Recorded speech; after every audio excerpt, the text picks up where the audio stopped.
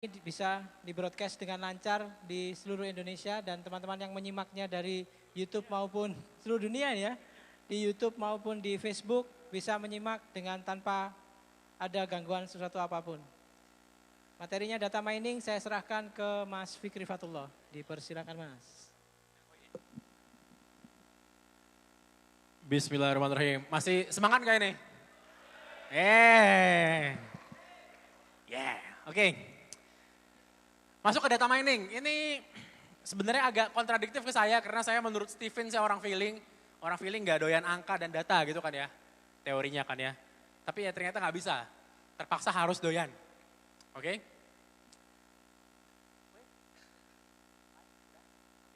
Oke. Kita tunggu teman-teman yang masuk dulu ya biar enak ya.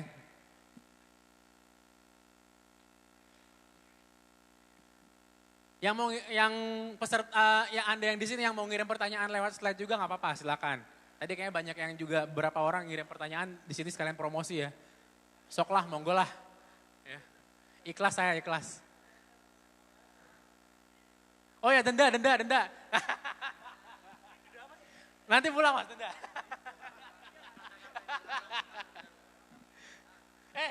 Nah 2 mas, 20.000 mas. 2 mas. Ntar tak kumpulin mas. Oke, nah apa itu data mining? Jadi data itu adalah point of reference. Titik acuan dari kita mengambil sesuatu keputusan atau kesimpulan, itu dia data. Banyaknya drama yang terjadi dalam hidup kita karena kurangnya data.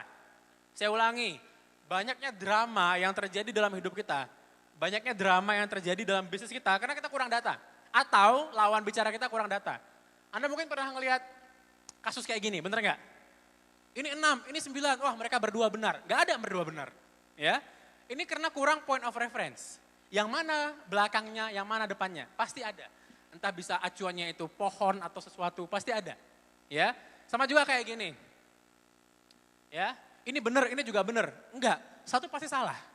Ya, pasti ada point of reference yang bisa kita gunakan, entah itu lampu yang biru atau lampu yang orange. Ya, karena dalam bisnis itu tidak boleh, atau bukan tidak boleh sih, sebaiknya jangan ada lebih dari satu versi yang benar kan gitu ya. Versi yang benar harus sebaiknya emang versinya yang kita ambil kesimpulan berdasarkan data. Versinya business owner kalau saya bilangnya. Tapi business ownernya juga harus ngelihat data kan gitu. Oke? Nah, jadi beberapa orang saya lihat tidak mau melihat referensi, hanya mau benar. Gak mau ngeliat data, pokoknya menurutku itu 6, enggak itu 9, enggak itu 6. Jadi dua-duanya gak ada lihat referensinya yang mana. Oke? Bahkan ya agama Islam sendiri mengajarkan kita untuk melihat dalil kan gitu ya. Gak bisa seenaknya aja gitu loh ya. Jadi melihat data, melihat saintifik, ilmiah gitu. Nah, sekarang kita akan, atau tepatnya saya, akan memaksa Anda untuk mengeluarkan semua, untuk mengambil data ya. Semua yang sudah Anda jalankan selama ini. Sekelas Pegadaian pun pengumpulan datanya kurang bagus, kalau boleh saya bilang. Setahu saya Pegadaian itu setiap hari ada sekitar 8.000 transaksi data dari seluruh Indonesia. Ya, ada sekitar 8.000 pengambilan data ini yang ngomong sama saya kemarin siapa ya? Kalau nggak salah Mas Adrian Fitra ya kalau nggak salah ya. Tahu Adrian Fitra ya? Kalau nggak salah Adrian Fitra ngomong sama saya itu Pegadaian ada 8.000 arus data masuk setiap hari. Yang pengumpulannya belum optimal, bayangin sayang kan. Saya juga cukup yakin Anda megang banyak data saat ini, tapi Anda nggak optimalkan, nggak maksimal. Atau bahkan mungkin Anda nggak tahu mau ngambil data di mana kan gitu ya. Ini akan kita bahas, oke? Kita nggak bisa selalu percaya intuisi sendiri. Kita bukan Steve Jobs. Bahkan Steve Jobs aja kadang bukan Steve Jobs, ya kan? Salah juga dia ngambil keputusan kan gitu. Hanya pakai intuisi. Ya, malah kita sudah diingatkan sama Rasulullah SAW. Tidaklah ada satu hati pun melainkan berada di antara 2 jemari dari Ar-Rahman. Jadi hati kita tuh gampang banget berbolak-balik. Ya. Makanya doa yang paling sering disebut Rasul apa? Wahai sang pembolak-balik hati ya kan? Tetapkanlah hati hambamu di atas agamamu. Karena hati kita tuh gampang banget tergoyah. Ya. Ngelihat apa dikit, cantik ya, nikah lagi goyah. Kan gitu. Gampang kita goyahnya. Hati-hati makanya. Ya. Oke, nah jadi kita harus fokus ke datanya, no dramanya. Data akan mengurangi drama dalam bisnis, data akan mengurangi konflik di dalam tim. dan di antara bawahan sama atasan. Ya. Di dalam kirim.email saya punya prinsip ini, data driven company istilahnya. Jadi sebuah company, sebuah perusahaan yang digerakkan, yang didorong oleh data.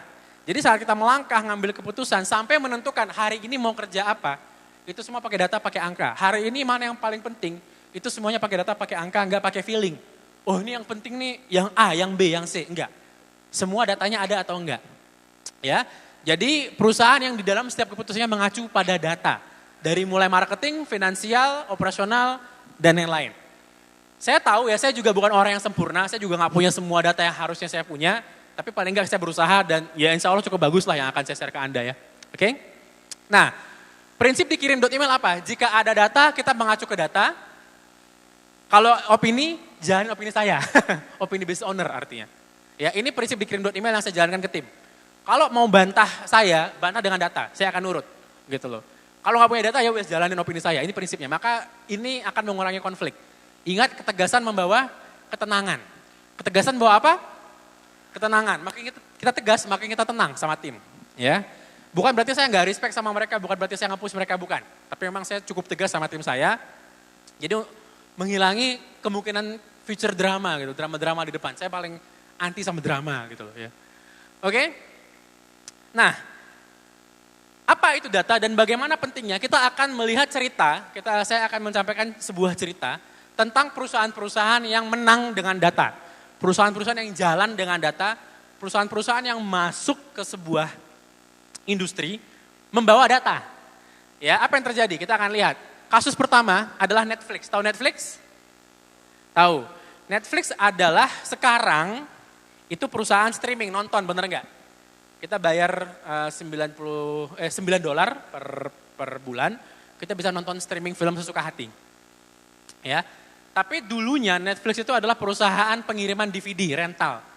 Jadi dia ngirim DVD ke kita bolak-balik. Jadi saat kita mau nyewa dia kirim, terus kita kirim balik lagi ke dia. Itu dulu Netflix, ini dia kemasannya. Oke.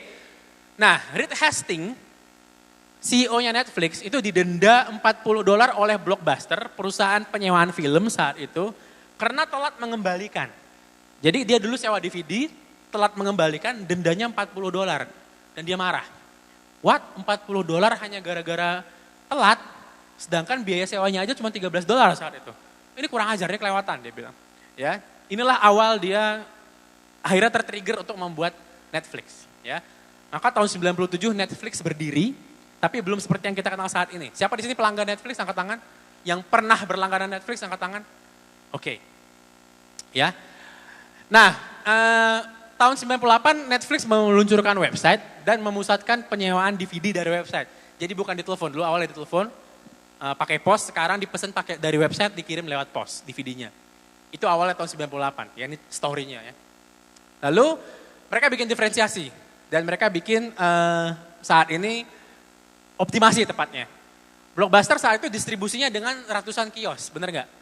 Dia buka ratusan toko penyewaan, sedangkan Netflix dia hanya punya satu kantor pengiriman karena dia pakai pos. Jadi dari sisi cost dia udah menang banyak. Distribusi dia udah sangat terpangkas, sangat murah. Ya. Terus tahun 99 sistem denda semakin ngeri. Jadi sistem denda semua jasa rental film semakin mengikat, semakin mencekik penyewanya. Akhirnya Netflix memutuskan udah deh kita nggak pakai denda, kita pakai sistem berlangganan. Apa sistem berlangganan? Artinya pelanggan bisa sewa 3 DVD per bulan untuk satu harga, jadi bayarnya bulanan. Kita berlangganan bulanan, mau pesan ini dong, datang. Pesan ini dong dari website ya, datang. Pesan ini dong, datang. Sampai 3 judul sebulan. Dengan 1 kali bayar. Bolak-balik lah gitu ya. Dan nggak ada biaya denda, mau nggak Anda balikin ya udah. Mau nyewa lagi, berlangganan lagi, gitu lagi. Paham ya bisnis modelnya ya? Oke. Terus tahun 2000 pemasukan Blockbuster 800 juta, tapi dari denda. Bukan dari sewa. Jadi Blockbuster hidup dari denda telat. Ya. Dan Netflix tahu data ini. Ini data pertama yang dipegang Netflix. Oh, ternyata mereka hidup dari denda telat, bukan dari biaya sewa. Kan gitu. Ya, data poin pertama. Oke, wah ini bahaya nih kalau kayak gini ya. Terus pemasukan di saat yang sama Netflix menyadari ada kekurangan berlangganan via pos di tahun yang sama, tahun 2000. Blockbuster punya kelebihan apa? Blockbuster tuh kayak toko penyewaan DVD ya. Jadi kayak dia Indomaret gitu tapi untuk DVD. Jadi kelebihan Blockbuster adalah saat kita masuk ke toko DVD itu kita bisa browsing, bener nggak? Milih. Mau nyewa apa ya? Oh drama Korea, bisa milih. Ya. Sedangkan kalau dia berlangganan via pos, browsingnya gimana? Bener nggak? Ya kan orang dia dikirim via pos kok. Kalau dari website oke dari website. Tapi kan orang kan nggak bisa dapat efek spontanitasnya itu loh. Ini apa ya? Bagus nggak ya? Beli ah. Nah dia nggak dapat itunya Netflix. Ya. Apa yang dilakukan sama Reed Hastings, CEO-nya Netflix? Apa yang dilakukan Netflix untuk mengatasi masalah browsing ini? Loh, penggunaku nggak bisa browsing. Jadi bagaimana caranya aku merekomendasikan sama dia, ada film bagus yang mungkin dia suka. Kan gitu. Yang dilakukan Netflix adalah dia ngirim satu DVD rekomendasi berdasarkan data penonton sebelumnya. Saya ulangi, apa yang dilakukan Netflix? Jadi kalau Anda sewa satu DVD, Netflix akan mengirimkan DVD kedua berdasarkan kelakuan Anda, berdasarkan apa yang Anda tonton di DVD sebelumnya. Paham ya? Itu yang dilakukan Netflix. Dia nebak dengan data. Oh, Gazan sukanya apa? Lee Min Ho. Kirim film Lee Min Ho. Naruto. Kirim, send, kan gitu. Ditebak sama Netflix. Ini kayaknya nih Gazan suka nih, kirim. Ya. Jadi Gazan misalnya satu, Netflix ngirimnya dua. Satu lagi nebak. Ya. Berdasarkan data. Apa yang mereka sukai, apa yang mereka sering beli, apa yang mereka sering sewa, sering tonton, semua didata sama Netflix kelakuan pelanggannya. Ini tolong dicatat. Sekarang Anda mendata nggak nih kelakuan pelanggan Anda, kan gitu. Ya, didata nggak? Mereka suka beli apa aja, belinya kapan, awal bulan, tengah bulan, akhir bulan. Anda tahu nggak? Rata-rata belanjanya berapa? Anda tahu nggak? Ngirimnya banyakan ke kota mana? Anda tahu nggak? Netflix mendata ini semua. Clear ya? Netflix mendata ini semua dan Anda juga harus meniru kenapa kita akan lihat selanjutnya. Oke? Lalu kemudian Netflix membuat algoritma, karena dia sudah cukup bagus dengan datanya, dia membuat program algoritma yang bisa menebak apa yang menarik bagi penonton berdasarkan kelakuan penonton, rating, komentar, dan lain-lain. Variabel makin banyak. Tadi nebak manual gitu kan ya dari data penyewaan, sekarang nebaknya udah pakai teknologi, pakai algoritma. Oh Gazan suka Naruto. Ini berarti suka Doraemon nih, misalnya gitu ya algoritma. Ya. Tahun 2006, nah ini titik pentingnya Netflix. Tanpa ini Netflix tidak akan seperti yang kita kenal sekarang. Tahun 2006 Amazon meluncurkan Amazon Video Streaming. Jadi yang pertama kali layanan video streaming bukan Netflix, tapi Amazon. Ya, ini poin penting karena Amazon meluncurkan ini Netflix jadi terinspirasi. Tahun 2007 juga meluncur layanan streamingnya Netflix. Seperti yang kita kenal sekarang. 100.000 nonton sesuka hati, streaming. Ya, itu lahirnya tahun 2007. Oke, nah tahun 2011 Netflix mengubah bisnis model total menjadi full streaming dan meninggalkan DVD, porsi DVD-nya. Dibikin perusahaan baru khusus untuk DVD namanya apa? Quickster. Jadi Netflix udah sama sekali tidak menyewakan DVD lagi, hanya streaming. Disinilah mulai pengumpulan data sebenarnya. Di sini Netflix mulai tahu durasi kita nonton berapa lama rata-rata, yang kita tonton apa aja, ratingnya bagaimana, usia kita berapa, dia mulai tahu makin banyak. Oke, apa yang terjadi? Yang terjadi kemudian adalah House of Cards. Apa itu House of Cards? Yang nonton angkat tangan? Wah, ada yang nonton, alhamdulillah ya. Frank Underwood ya, Frank Underwood. Oke, ini film pertama di dunia yang dibuat berdasarkan data. Data apa yang orang suka nonton. Lucu ya. Jadi dikumpulin datanya orang kira-kira suka nonton apa ya. Dibikinlah film ini. Inilah film yang dikumpulkan dari data pengguna Netflix. Nah, saat itu Netflix mengumpulkan data dari tahun 2011. Apa ya yang suka orang tontonnya? Apa ya yang orang nontonnya durasinya paling lama. Terus film yang rating-ratingnya paling tinggi. Yang aktor-aktornya paling bagus itu apa? Mereka ketemu 3 poin penting dari data yang mereka lihat. Yang pertama, orang suka banget nonton film politik, drama politik. Dan orang suka banget nonton film yang disutradarai sama David Fincher. David Fincher adalah sutradara film Alien. Sama Fight Club. Tahu ya, Alien tahu ya. Sama Fight Club. Dan orang suka banget sama aktor Kevin Spacey. Jadi 3 komponen. Political drama, David Fincher, sutradara, dan Kevin Spacey.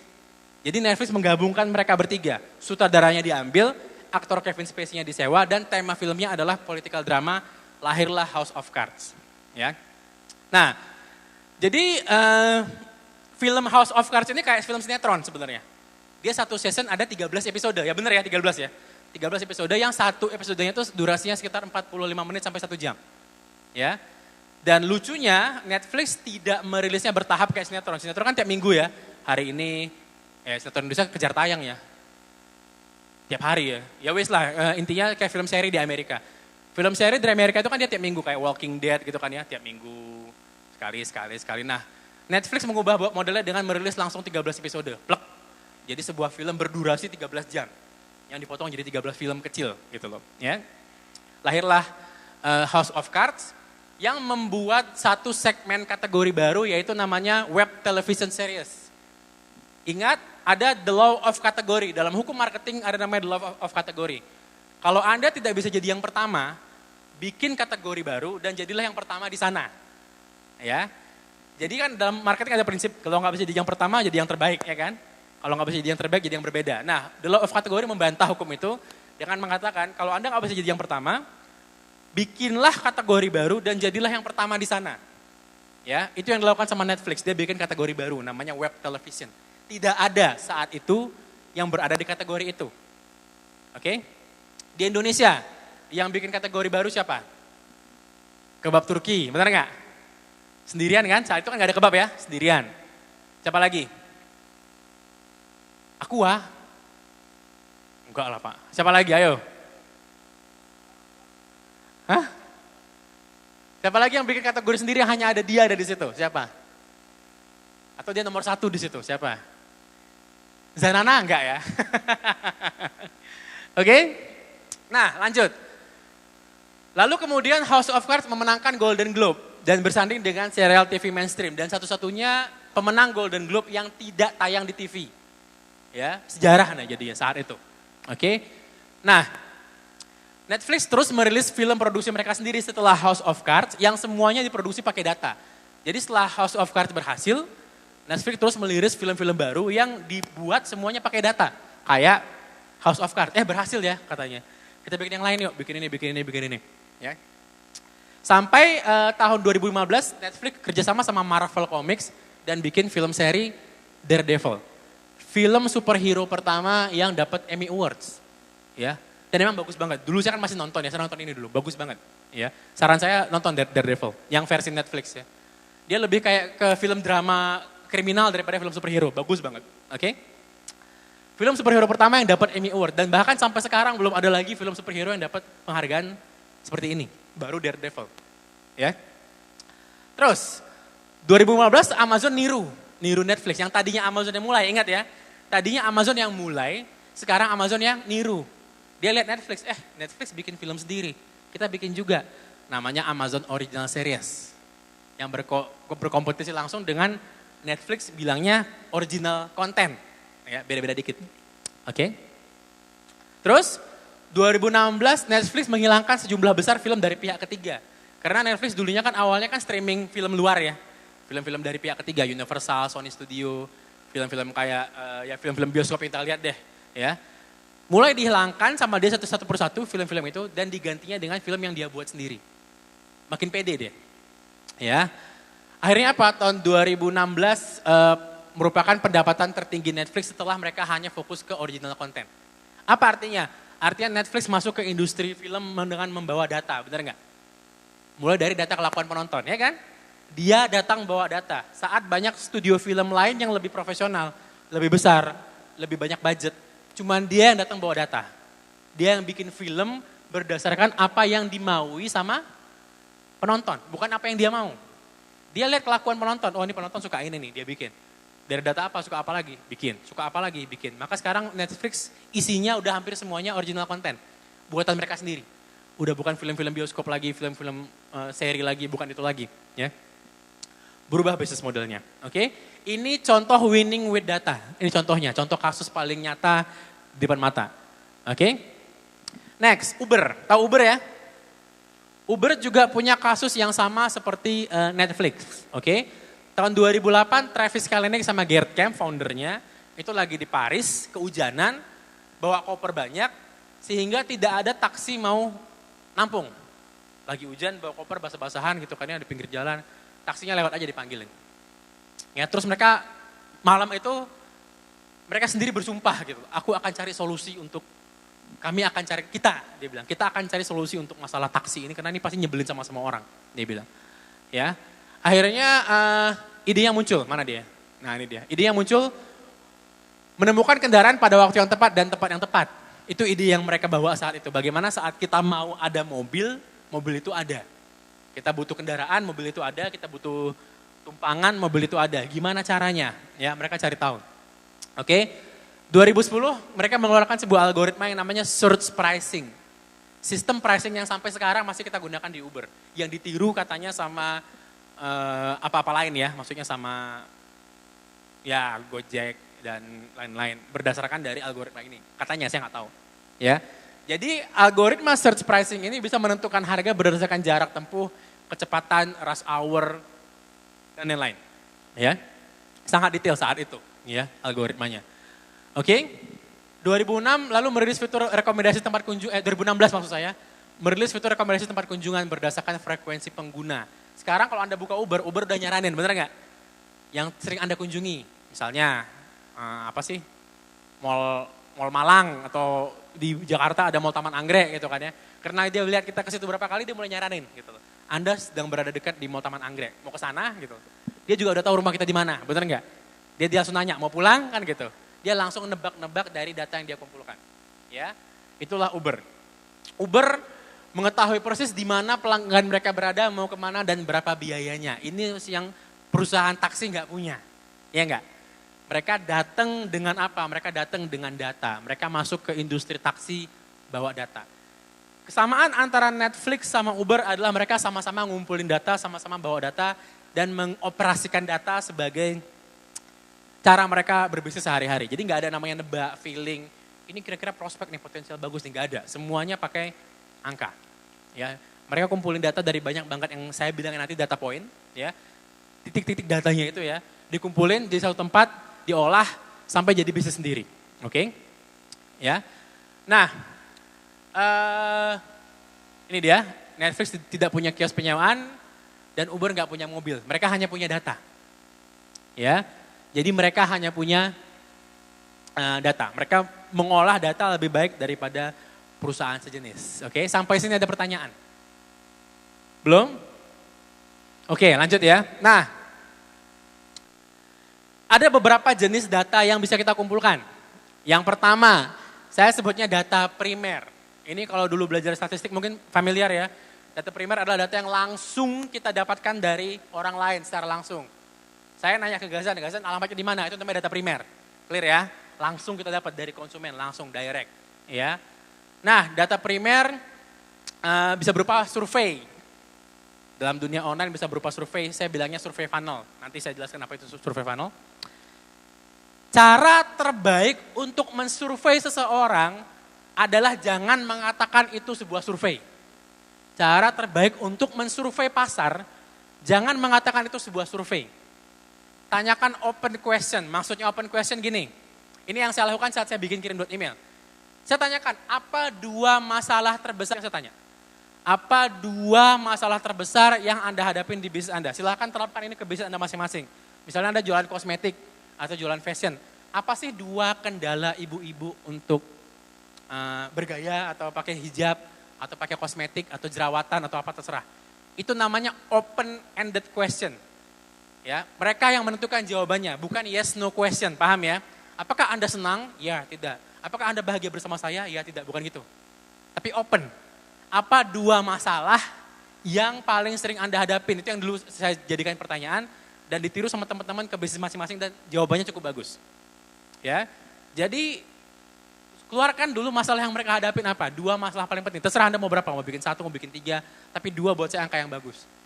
Oke? Itu cara saya mensurvei dan jawabannya akan mengagetkan Anda biasanya. Ya. Biasa masalahnya akan mulai menunjukkan pola ujung-ujungnya. Ternyata masalah jerawat ya itu aja, masalah rumah tangga itu aja, masalah bisnis itu aja. Ya. Terus, data primer juga bisa datang dari Google Analytics. Kalau website Anda belum dipasangin Google Analytics, segera istighfar dan pasang. Ya, istighfar 3 kali, cari tempat sepi nanti ya. istighfar 3 kali dan pasang. Kalau nggak tahu cara pasangnya, minta cari siapa yang tahu lah. Website Anda harus punya Google Analytics-nya, kalau nggak susah. Ini data primer. Lagi apa? Tanya ke database email atau database apa aja, tanya langsung 2 pertanyaan tadi. Permisi teteh, permisi ibu, saya boleh nanya nggak? Apa sih 2 masalah yang dihadapin saat saat apa gitu kan. Ini sumber data primer terbaik, langsung nanya, direct question. Ya. Ini lakukan ke kirim.email, saya blast beneran saya tanya. Ya. Dan lahir kirim.email.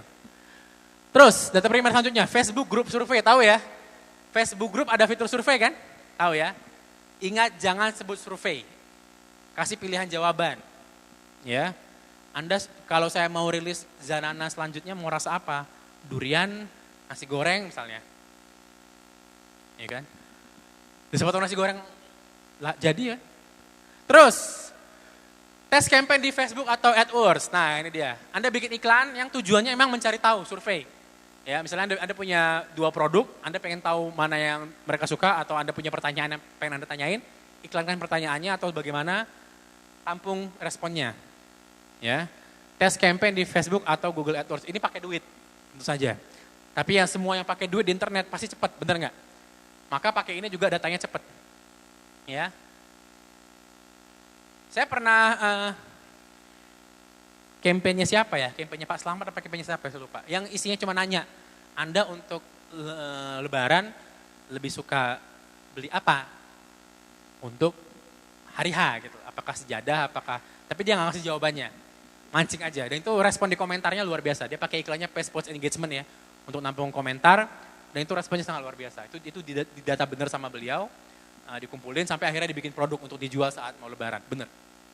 Ya, itu contoh tes campaign di Facebook atau Google AdWords. Oke, terus dashboard marketing yang lain, ada banyak sekali dashboard marketing nanti akan kita bahas ya. Tapi ini beberapa sumber data primer yang bisa Anda dapatkan. Sampai sini ada pertanyaan. Ada pertanyaan tentang data primer ya Mas?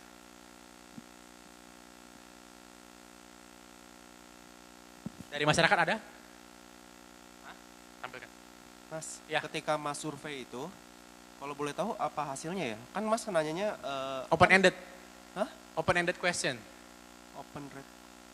Nanyanya pertanyaan terbuka. Iya, maksud saya kan Mas kan nanyanya apa sih masalah terbesar di dalam bisnis Anda? Ya. Nah, mereka kan banyak komen dong. Curhat. Ya, banyak komen. Panjang, lewat email Mas ya Mas, bukan komen. Pada saat itu Mas udah berencana bikin kirim.email ini? Belum. Belum. Saya tahu saya mau bikin aplikasi, tapi nggak tahu aplikasi apa. Gitu loh. Saya tahu mau bikin aplikasi B2B, karena saya punya database di B2B, tapi nggak tahu aplikasi apa saat itu.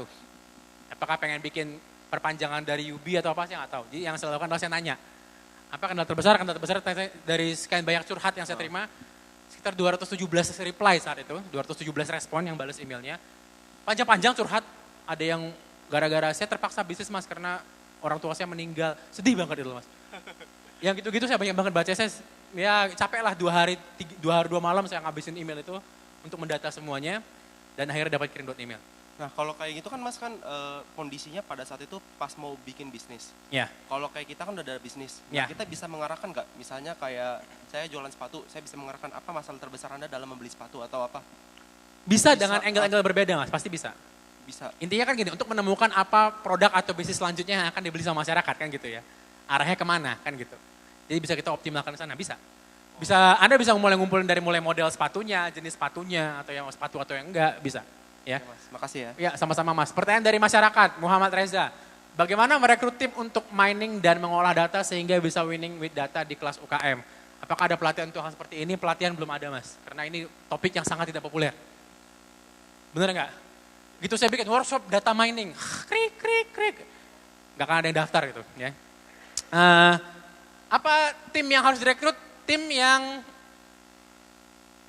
dari tes Steven-nya thinking. Nggak ilmiah banget jawabannya. Bingung saya, bener. Ya tim yang tim yang doyan ngedata lah, anak-anak statistik kali ya. Iya kan ya, anak statistik coba aja deh, anak statistik. Ya. Ada lagi? Kembali ke slide. Oke, sekarang masuk ke data sekunder. Scraping juga termasuk ya. Tahu scraping ya? Scraping itu dapetin email dari Facebook, dari Google, dari hasil pencarian, dari berbagai tempat liar gitu, dikumpulin di scraping, dikumpulin jadi satu, di blast itu jangan. Saya tidak merekomendasikan scraping, saya tidak merekomendasikan jual beli data dalam bentuk apapun. Kalau ada data yang Anda bilang, Mas saya jual 50.000 email fresh ibu-ibu, mau nggak beli? Jangan. Jangan jual beli email, jual beli akun Instagram masih masuk akal menurut saya. Apalagi yang memang akunnya bagus. Rico adalah hasil jual beli, bener nggak? Semua akun Instagramnya Rico itu hasil jual beli dan sampai sekarang sukses. Tapi alamat email dan Facebook page tidak saya rekomendasikan. Ya, karena kelakuan manusianya beda-beda, oke? Kenapa? Scraping data nggak dijual tidak dengan izin, Mbak. Kita scraping gitu kan sendiri dengan aplikasi kita sendiri.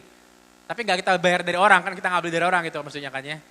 Tetap aja datanya itu tidak atas izin si pemilik data. Alamat emailnya kan nggak atas izin dia. Nomor HP sama aja. Kok tiba-tiba dapat SMS kan bingung dia. Ini apaan? Spam nih. Spamming. Jangan. Ya. Ya, Mas. Mas, untuk yang data primer tadi. Sebentar. Kitab apa ya? Pak Ahmadi Amrun mana ya? Kitab Bulughul Maram bagian kitab jual beli ya? Ada yang larang spamming kan ya? Oh ya, nanti saya baca lagi. Kitab jual beli Bulughul Maram, Mbak. Ya. Monggo, Mas. Bagaimana cara menentukan validitas dari data customer tadi? Maksudnya data miningnya validitasnya gimana gitu? Kan open-ended question kan? Ya. Gini Mas, kita bukan mau ujian statistik Mas. Kita mau bisnis. Jadi validitas datanya itu nggak harus yang titik di level statistik banget, paham ya? Saat kita open-ended question, itu datanya akan kualitatif, bukan kuantitatif. Jadi kita akan mulai melihat pola. Dia akan nyebutin dari 200 email yang saya terima, sebagian besar, 89% kalau nggak salah nyebutin traffic. Pengunjung kurang, pengunjung nambah, traffic. Yang kedua adalah omset.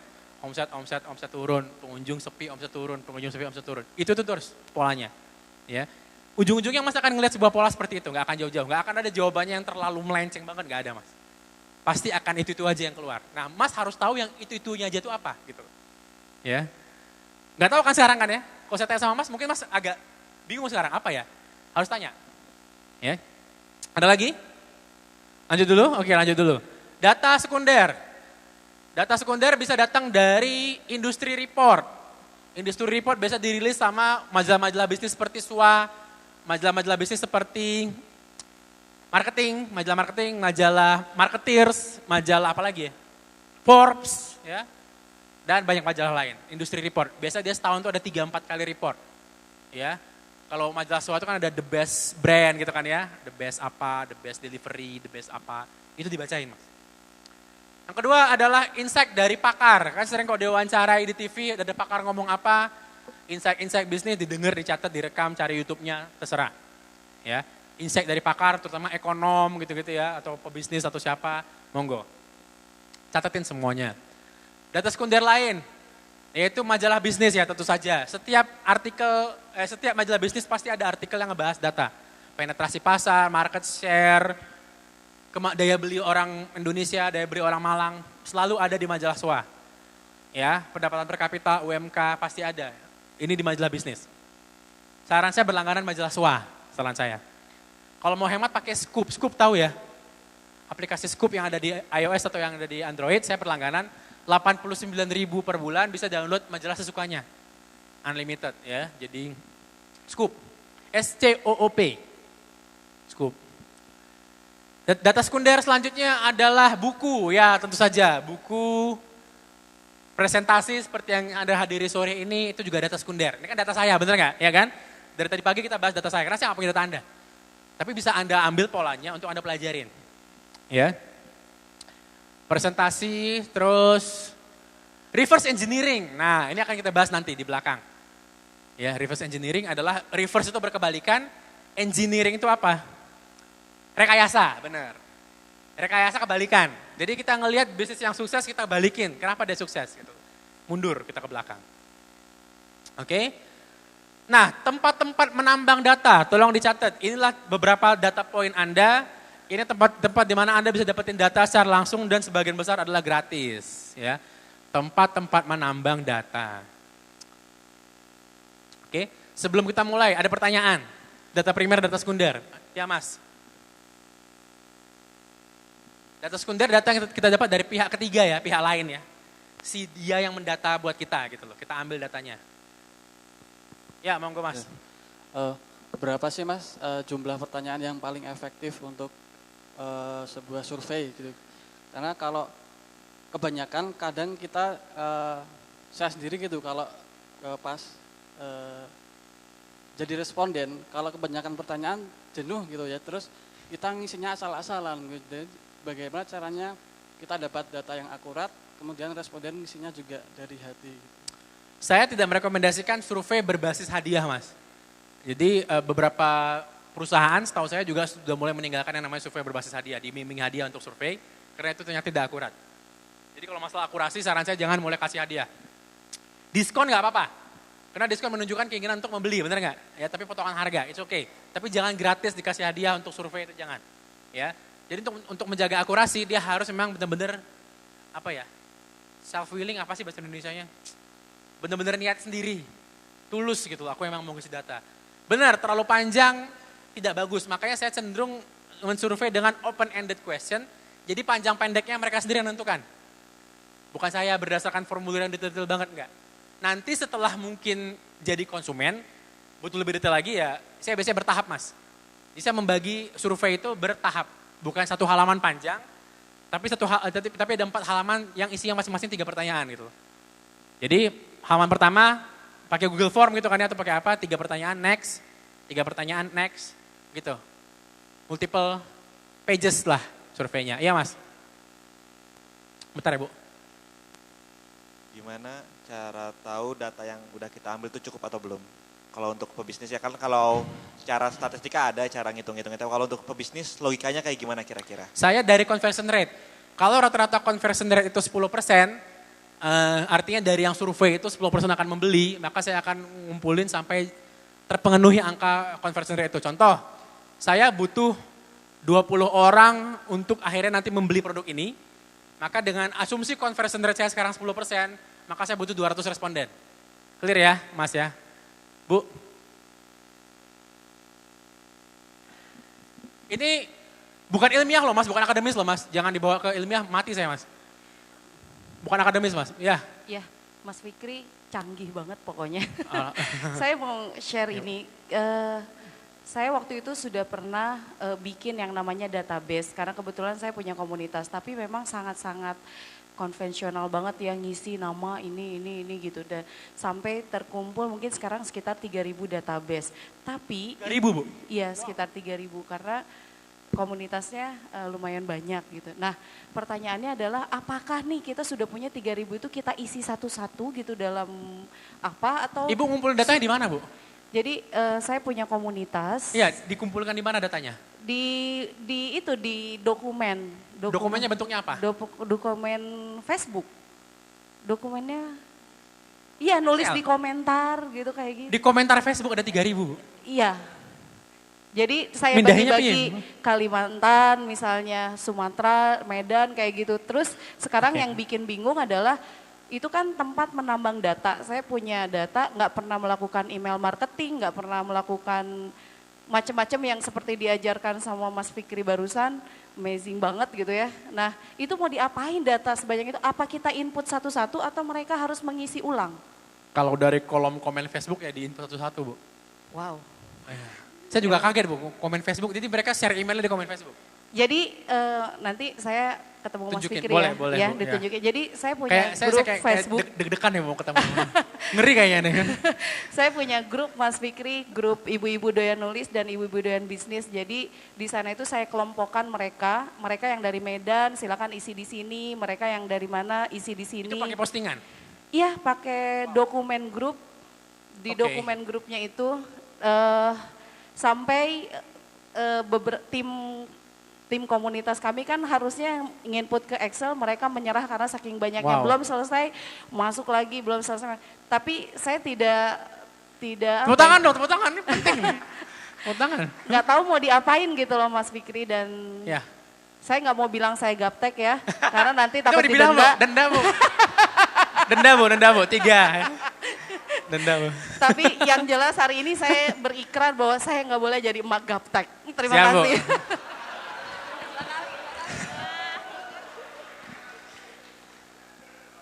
Ibu apa? Ibu apa? Maaf namanya Bu.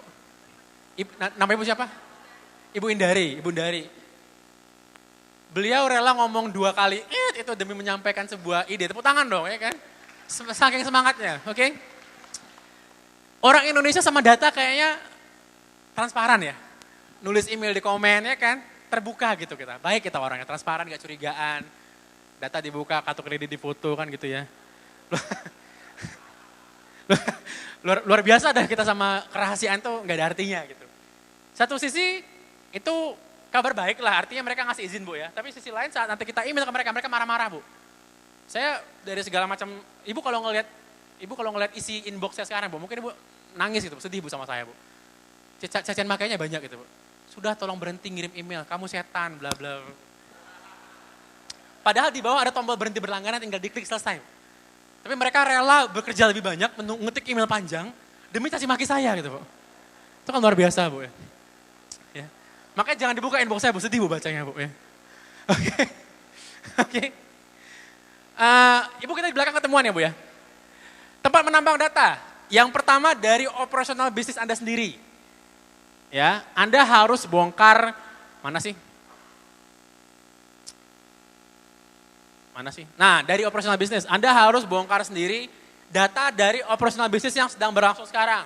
Yang paling gampang, acquisition cost yang tadi saya bahas ya. Biaya iklan keluar berapa, dapat pembeli berapa dari biaya iklan tersebut. Acquisition cost-nya berapa? Masih ingat kan acquisition cost ya? Masih ingat ya? Jadi ngiklan 100.000 yang datang 10, berarti acquisition cost-nya berapa? 10.000, rata-rata aja, nggak usah detail banget. Anda paling nggak punya pegangan. Data pertama yang harus Anda tahu, ini data paling penting tapi banyak banget orang nggak tahu. Karena kalau Anda nggak tahu berapa biaya untuk mendatangkan satu orang pembeli, margin Anda bisa tergerus. Oke?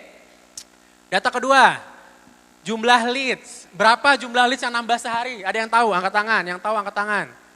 Gak ada yang tahu, satu Mas, berapa Mas per hari Mas nambah leads? 120, tepuk tangan dong. 120 prospek baru tiap hari, luar biasa. Ya, Anda harus tahu persis kayak Mas itu, berapa jumlah prospek yang nambah setiap hari. Mau itu ngasih nomor HP, mau itu ngasih email, mau itu nanya-nanya, terserah.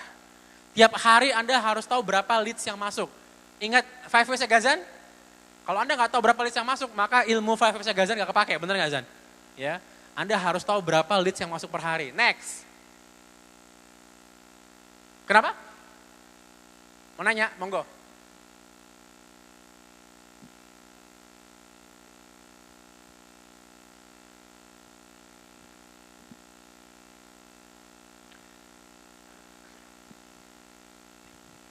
Assalamualaikum warahmatullahi wabarakatuh. Waalaikumsalam. Mas Fikri sangat menginspirasi sekali. Alhamdulillah Bu. Saya bingung harus ngomong apa kalau Iya, gitu. ini tentang leads yang masuk Mas Fikri. Iya. Jadi saya selama ini beriklan di Facebook. Nah, handphone CTA yang kalau saya pegang itu, handphonenya, kalau saya pegang itu, enggak. Konversinya lumayan. Oke. Gitu loh.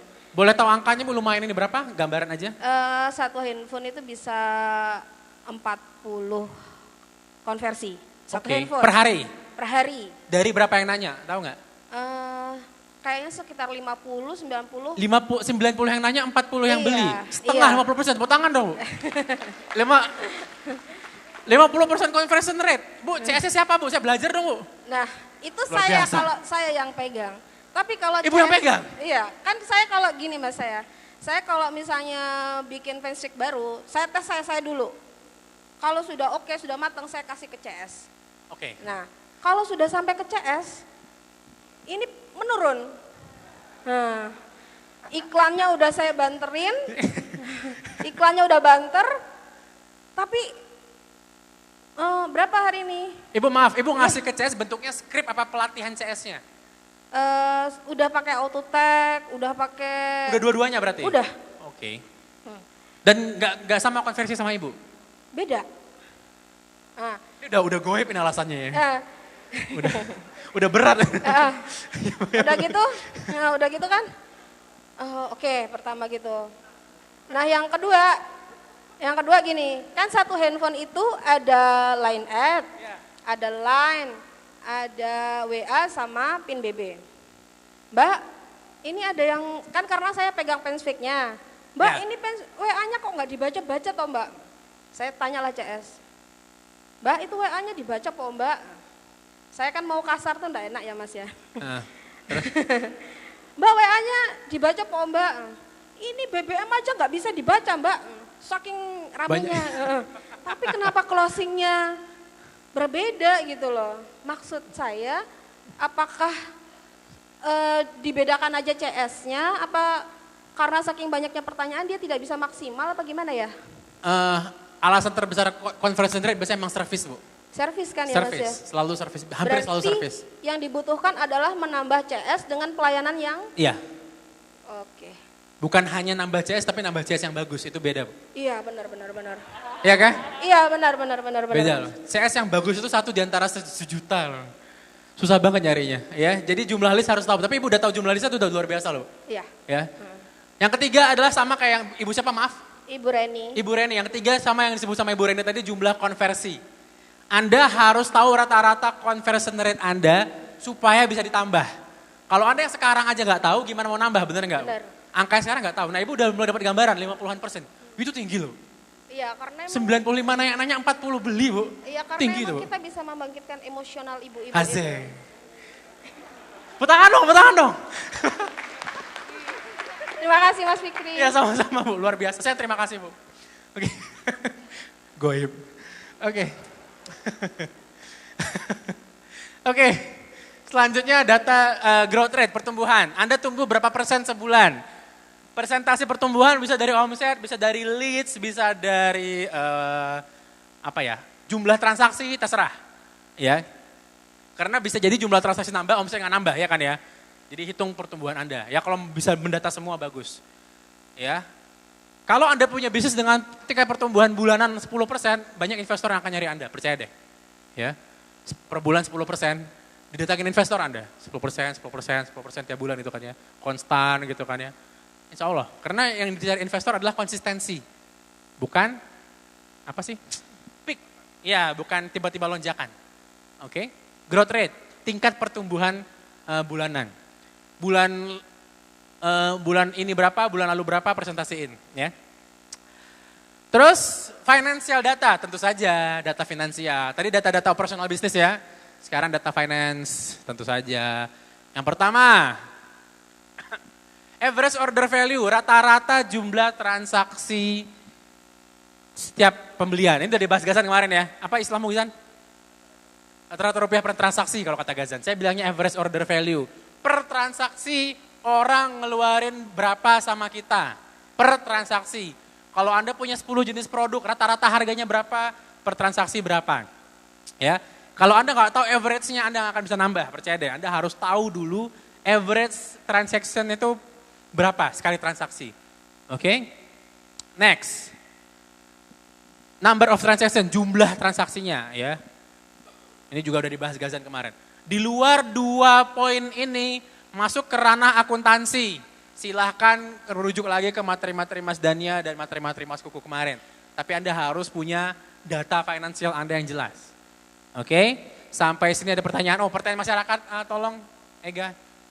Pertanyaan masyarakat.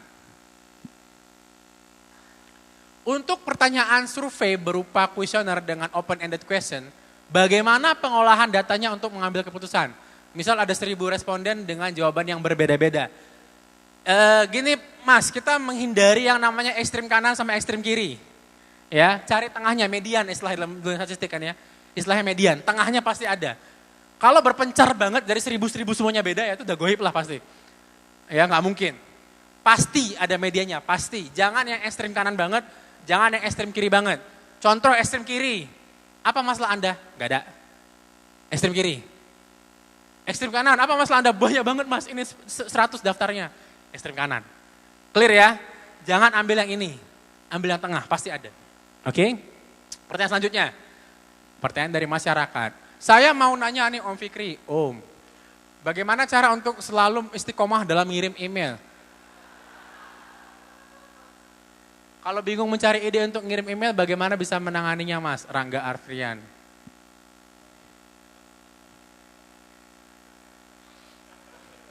Next question. Satu jaga. Nanti saya jawab deh, bingung saya jawabnya. Ada aplikasinya nggak Mas untuk mengolah data yang kita punya? Yang bisa menunjukkan hasil persentase datanya dan kalau survei berapa banyak data yang sekiranya cukup. Kata cukup udah saya ucapkan tadi ya. Kata cukup saya itu adalah berdasarkan conversion rate sebelumnya. Dan aplikasi untuk mendata saya pakai Google Sheet. Yang tadi Google Drive. Ya Excel aja juga bisa sih. Yang nggak usah yang terlalu canggih-canggih banget, enggak. Yang penting kita dapat gambaran aja sih ya. Oke, ada lagi? Ada lagi? What? Saya sangat tertarik dengan marketing online. Mas Fikri, aduh ya udah, nggak usah saya baca, saya sensor aja ya. Tolong kasih informasi referensi belajar dari mana aja tentang online. Terima kasih. Produsen food packaging, Indowela Pack. Ini promosi apa jadi pertanyaan ya? Allahu Akbar. Cepet banget beradaptasinya masyarakat ya. Tiba-tiba ada promosi aja, tadi pagi nggak ada yang ngisi gitu kan ya. Tempat belajar saya gini, saya belajar, saya melihat tren itu di ya banyak tempat sih ya, tapi saya ngumpulin semua yang saya baca di sebuah aplikasi yang namanya Feedly. Feedly, Feedly. Ya. Saya nggak masukin karena bukan jadi bagian dari aplikasi productivity. Dan saya pakai satu lagi aplikasi yang namanya Nuzzle, N-U-Z-Z-L-E. Nuzzle, N-U-Z-Z-L-E. Nuzzle akan ngasih tahu kita notifikasi apa sesuatu berita yang banyak di-share teman-teman kita di Facebook. Jadi gitu ada kehebohan terjadi viral, Nuzzle ngasih notif, ting ada berita nih gitu loh. Dia langsung ngasih kita artikel. N-U-Z-Z-L-E. Ya kan ya? Coba Google deh, saya juga ragu. Nuzzle pokoknya gambar landak deh, ikonnya gambar landak. Nuzzle. Ada lagi pertanyaan dari masyarakat? Satu lagi berarti. Ada 5 lagi yang belum, coba. Banyak banget. Satu lagi kalau open-ended question bagaimana analisisnya? Udah saya jawab tadi ya. Cari tengahnya, cari 2 atau 3 jawaban yang paling bagus, kumpulin, petakan. Terus, gini Mas Fikri, iya dia lagi. Saya punya data-data, ini orang yang mana ya? Ada nggak ya si Rangga ya? Ini nonton dari rumah nih. Allahu Akbar. Saya punya data-data email customer saya, tapi saya dapatnya dari penjualan dari reseller. Nah bagaimana cara untuk mengoptimasikannya? Kalau saya blast email ke mereka, tapi saya tidak mencantumkan nomor kontak saya di dalam syariat Islam ya Mas ya? Ngobrolnya di masjid bukan di kesini. Waduh, entar deh ya. Ya wes lanjut dulu ya, ini pertanyaannya makin serem. Lanjut dulu. Makin sore makin gaya pertanyaannya, makin goib. Udah deket maghrib udah digoib ya. Oke, Google Analytics, data selanjutnya, data poin selanjutnya. Data apa aja yang harus Anda lihat di Google Analytics? Gak harus semua. Ingat prinsip Pareto, Anda tidak harus melihat semua data untuk tahu informasi. Oke, data apa aja yang Anda lihat dari Google Analytics? Data yang pertama, traffic tentu saja. Berapa yang datang, itu Anda harus tahu. Per hari berapa yang datang ke website, ke toko online, per hari berapa, datangnya dari mana, datangnya kemana, halamannya, landing page-nya, Anda harus tahu dengan detail tentang traffic. Tanpa Anda tahu benchmark, tanpa Anda tahu dasar traffic Anda hari ini berapa, gimana Anda mau nambah besok? Ya, saya mau doublein traffic Mas, yang sekarang berapa? Embuh gitu. Susah kan? Next, demografi, umur, jenis kelamin, usia, pekerjaan. Ini adanya di Facebook, ini juga ada di Google Analytics baru. Tapi sejauh yang saya lihat Google Analytics cukup akurat demografinya ya, terutama dari sisi usia. Ya. Lokasi, ya jelas. Pengunjung banyak dari kota apa. Ya. Kalau yang bisnisnya lokal pakai toko fisik ya nggak usah lah data lokasinya ngapain ya. Terus, new visitor versus returning visitor. Rasio yang wajar dari new versus returning adalah 2:1 ya. 2 new, 1 returning. Yang bukan wajar sih, itu bagus banget itu. Ya. Toko online biasanya kalau segitu wajar sih ya kalau toko online ya. Kalau website berita ya enggak. Kalau toko online wajar segitu. Terus average time on site, berapa lama seseorang habisin waktunya di kita? Yang wajar 2,5 menit. Di bawah 2,5 menit, website Anda entah itu lambat, isinya ngebosenin, tampilannya jelek, atau nggak tepat sasaran. Di atas 2,5 menit selamat, Anda lebih banyak daripada 90% website yang ada di dunia. Ya, 2,5 menit, nggak banyak. Ya. Terus, acquisition flow. alur akuisisinya ada di Google Analytics. Dia datang dari mana, beli apa, berakhir di mana, keluar dari halaman apa terakhirnya. Ini namanya di Google Analytics bukan acquisition flow, saya lupa. Acquisition doang kayaknya. Flow itu kan alur ya. Jadi alur akuisisinya gitu. Tinggal cek aja deh Google Analytics ada deh ya. Next, data dari Facebook. Data dari Facebook Business Manager. Ya. Business Manager tahu ya? business.facebook.com itu cara mengaksesnya. Business Manager cara mengaksesnya business.facebook.com. Data yang harus Anda lihat adalah Audience Insight. Audience Insight terbagi 3 lagi. Facebook secara keseluruhan, Facebook page sama database pelanggan. Jadi, kalau Anda punya database, entah itu email, entah itu telepon, dan Anda mau tahu demografi database ini, usianya berapa, tinggal di mana, pekerjaannya apa, karirnya apa, dan lain-lain, udah nikah apa belum, udah punya anak apa belum, upload database-nya ke Facebook Business Manager, Facebook akan ngasih datanya ke kita. Kita tahu rata-rata usia nomor HP Anda berapa, rata-rata usia alamat email Anda berapa, tinggal upload. Udah pernah coba belum? Apa Bu? Ulang dari mana Bu? Dari pagi tadi Bu? Oh dari sini. Kalau kita punya database, nomor HP atau alamat email, upload ke Business Manager Bu, business.facebook.com sebagai custom audience istilahnya. Nanti menggunakan Audience Insight, cari tahu database ini demografinya berapa, tinggal di mana, udah nikah apa belum, dan lain-lain. Bisa kita cari tahu average datanya. Enggak dalam bentuk Excel Bu, average aja, dia dalam bentuk dashboard. Saya screenshot sih sayangnya. Dalam bentuk dashboard gitu. Dicoba aja Bu, ntar gampang kok ngeliatnya. Oh, format datanya maksudnya CSV. CSV bisa pakai Microsoft Excel, tapi di Microsoft Excel-nya Anda pilih export ya, export as CSV. Ya, jadi Anda bikin satu kolom khusus isinya cuma nomor HP semua, terus file kedua alamat email semua, ya Mas?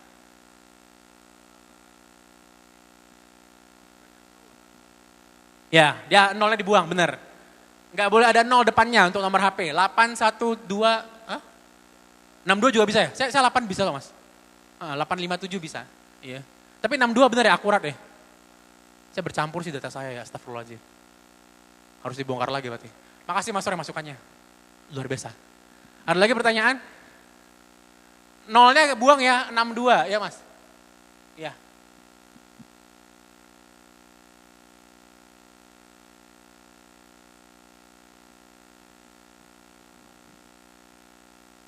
Oke, tes.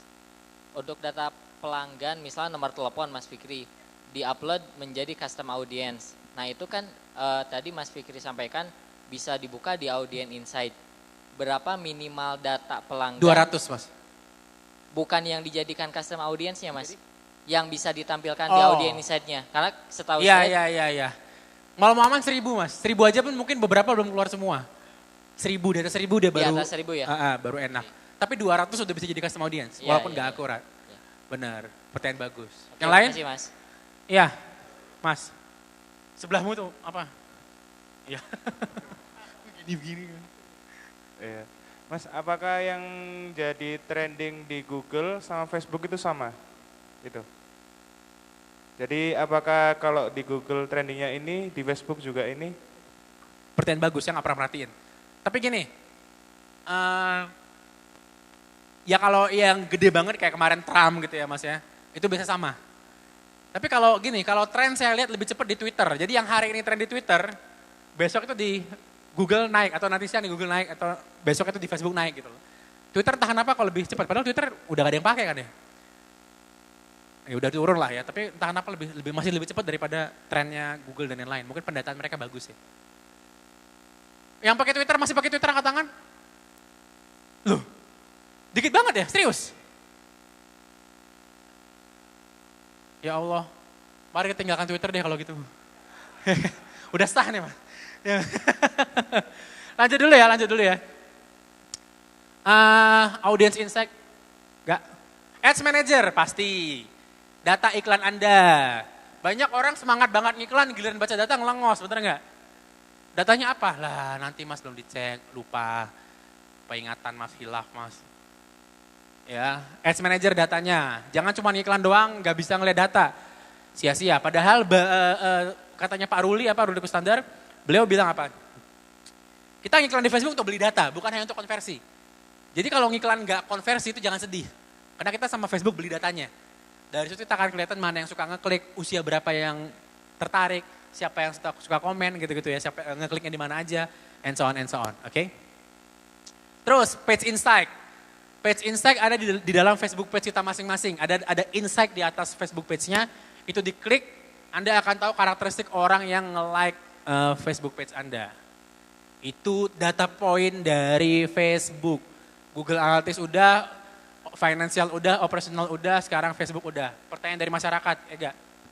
Pertanyaan dari masyarakat. Mana?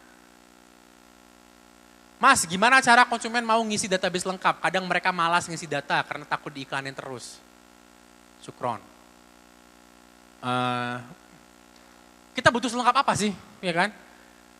Toh saat kita ngirim data, ngirim barang, dapat alamat kan? Bener kan? Dapat nomor HP kan? Bener nggak? Itu udah otomatis toh. Masalahnya yang alamat sama nomor HP ini sering nggak didata. Nggak dimasukin Excel ya kan? Itu kesalahan besar. Jadi data nomor HP pengiriman dan alamat di data. Kita nggak perlu data yang banyak Mas, kita perlu data yang valid gitu loh, yang bener-bener orangnya ada. Ya, kalau sekedar banyak-banyak doang ya beli data juga banyak gitu loh. Ya. Next, Ega. Bagaimana cara menemukan ide tentang pembuatan aplikasi yang dibutuhkan orang? Ada dua cara. Satu, selesaikan masalah Anda sendiri. Yang kedua tanya, ada tiga. Yang ketiga lihat tren. Tren 10-20 tahun lagi deh gitu. Ya. Cara ngelihat tren gimana? Cara paling gampang ngelihat tren itu dari financial report. Perusahaan-perusahaan publik kayak Amazon, Facebook itu tiap tahun ngerilis financial report. Di situ akan kelihatan tren masyarakat. Contoh Facebook di financial report tahun 2016 itu menunjukkan bahwa 72% ad revenue mereka datang dari mobile. Artinya apa? Orang udah buka Facebook di mobile semua. Jadi iklan kita harus mobile first sebelum ke iklan desktop. Iklannya harus didesain untuk mobile dulu. Ya, kira-kira seperti itu. Ega, next. Cara bedakan acquisition cost apabila sumber traffic dari SEO, susah. Susah banget ngitung acquisition cost dari SEO. SEM gampang, karena SEM pakai duit, bener nggak? Pakai AdWords kan pakai duit ya. Kita bayar iklan AdWords, orang datang ngitung acquisition cost-nya gampang. SEO susah, karena SEO terkait sama waktu. Butuh waktu untuk sebuah website naik ke atas gitu, dia naik susah ngitungnya, bener. Tapi kalau emang dia terus jalan sampai bertahun-tahun kayak siapa yang travel mas apa mas? Ya, mas dari trafficnya dari SEO kan ya? Mas Rio udah berapa tahun? 4 tahun dari SEO terus. Berarti acquisition cost-nya sudah hampir nol, luar biasa. Mas. Ya, 8 tahun mas dari SEO, hampir nol berarti udah. Karena SEO itu yang panjang itu kan di 3-6 bulan pertama, bener ya? Sampai dia nanjak kan ya? Bener enggak? Bulan pertama udah langsung, wah luar biasa, jagoan banget berarti mas. Jempol. Ya. Pertanyaan dari sini mungkin ada lagi? Ya mas.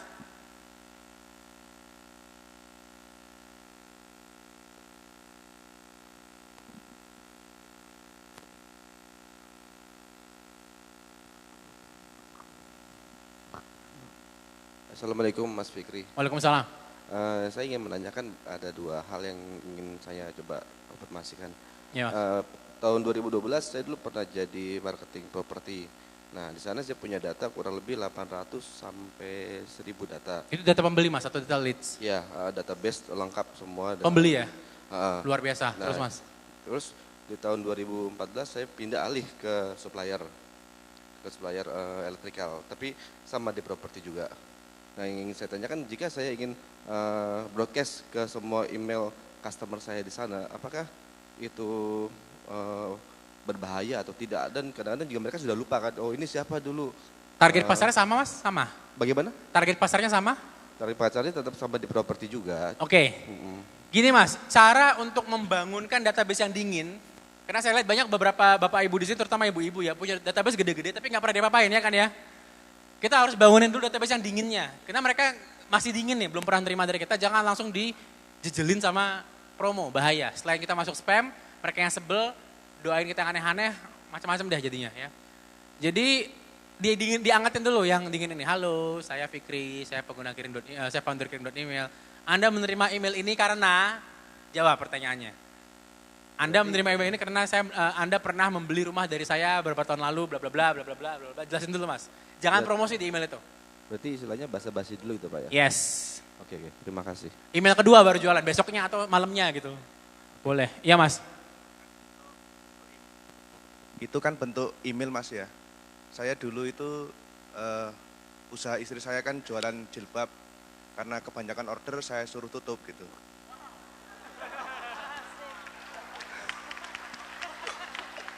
Jadi saya punya pelanggan tetap itu sekitar 4.000. Nah, 4.000 itu akhirnya nggak saya pakai sampai sekarang.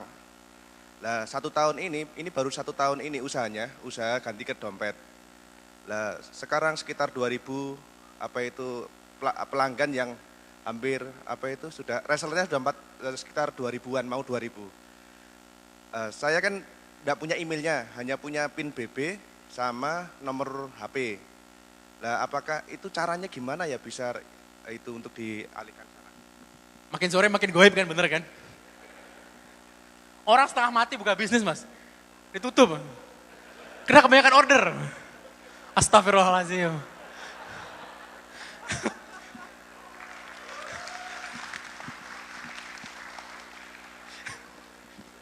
Saya bingung Mas mau ngomong apa Mas, sebentar.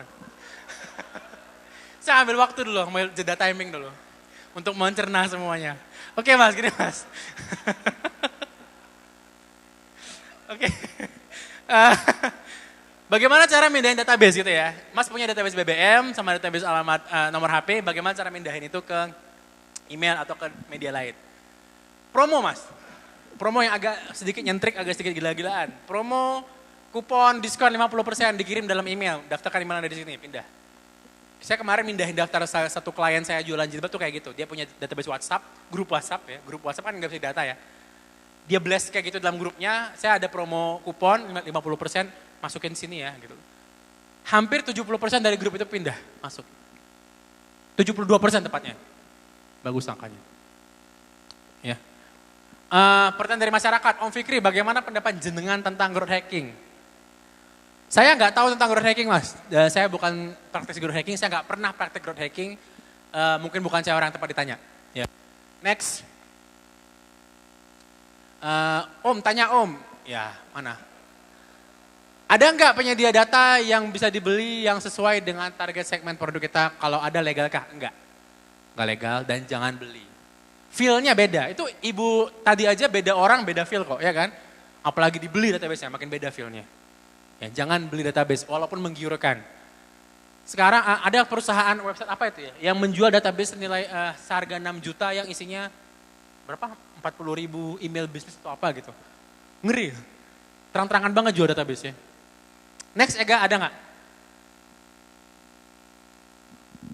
Saya punya data 750 nomor HP, pelanggan bulanan, termasuk karakteristik penyakit. Apa yang bisa saya lakukan untuk meningkatkan penjualan? Ilmu apa yang perlu saya lengkapi? Media apa yang sebaiknya saya dipakai? Ya tadi Mas, upload ke Facebook dan lain-lain tadi. Ya, siapapun yang nanya ini anonimus ya. Upload ke Facebook, iklankan, medianya Facebook. Apa aja yang bisa saya lakukan untuk meningkatkan penjualan? Ya promosi jelas, penawarannya apa, offernya ditambah, copywritingnya seperti apa. Ilmu apa yang perlu saya lengkapi? Facebook Ads. Ya. Lagi Ega, next. Mas Fikri mau tanya, bagaimana cara ambil database customer jika saya hanya jualan ke distributor, bukan ke end user? Sejak jualan ke distributor, saya nggak punya database konsumen. Etikanya tidak baik ngambil database melewati distributor ya. Etika bisnisnya tidak bagus kalau kita membypass distributor, terus ngambil database konsumen. Bisakah? Bisa. Caranya gimana? Anda masukin ke kartu nama dalam produknya atau brosur, kirimkan bersama dengan produk saat konsumennya nerima, yang terima produk brosur Anda. Tapi tidak saya sarankan karena etikanya tidak baik lah ya, nggak sopan dan ya Mas, jangan berbisnis di atas bisnis orang lain, itu bulu gul marom lagi kitabnya. Ya Mas, saya Iqbal dari Bandung. Iya Mas. Ya, tadi ingat tentang growth hacking, jadi waktu Windows Live kan untuk nginihin user baru dia dapat nyisipin di apa signaturnya gitu ya. Nah, saya ingat juga Mas Fikri kirim email kan ada signaturnya. Ya. Terus saya juga coba Mas di setiap signatur di setiap signature transaction mail saya ada logo untuk download aplikasi Android dan iOS. Nah, udah sekitar 1 bulan ini saya cuma dapat iOS tuh cuma dapat download 120 dan Android tadi saya lihat cuma 666. Per bulan? 1 bulan ini. Oke. Nah, biasanya berapa? Yang bagusnya berapa? Udah 1 tahun ini sudah 10.000 sih. Oke. Itu organik maksudnya. Nah ini saya coba di setiap email. Nah yang Mas Fikri rasakan setelah yang apa? Kan di setiap email Mas Fikri ada emailnya dikirim oleh kirim email tuh kayak gimana gitu Mas? Terima kasih. Kontribusi dari email signature itu cuman sekitar 10%-an dari, yalah 9-10% dari total omset, total revenue. Jadi memang masih sangat sedikit buat saya pribadi. Jadi Mas harus tes dia Mas, buat saya kecil 10%. Ya, pertanyaan lain? Iya, Bu. Kak.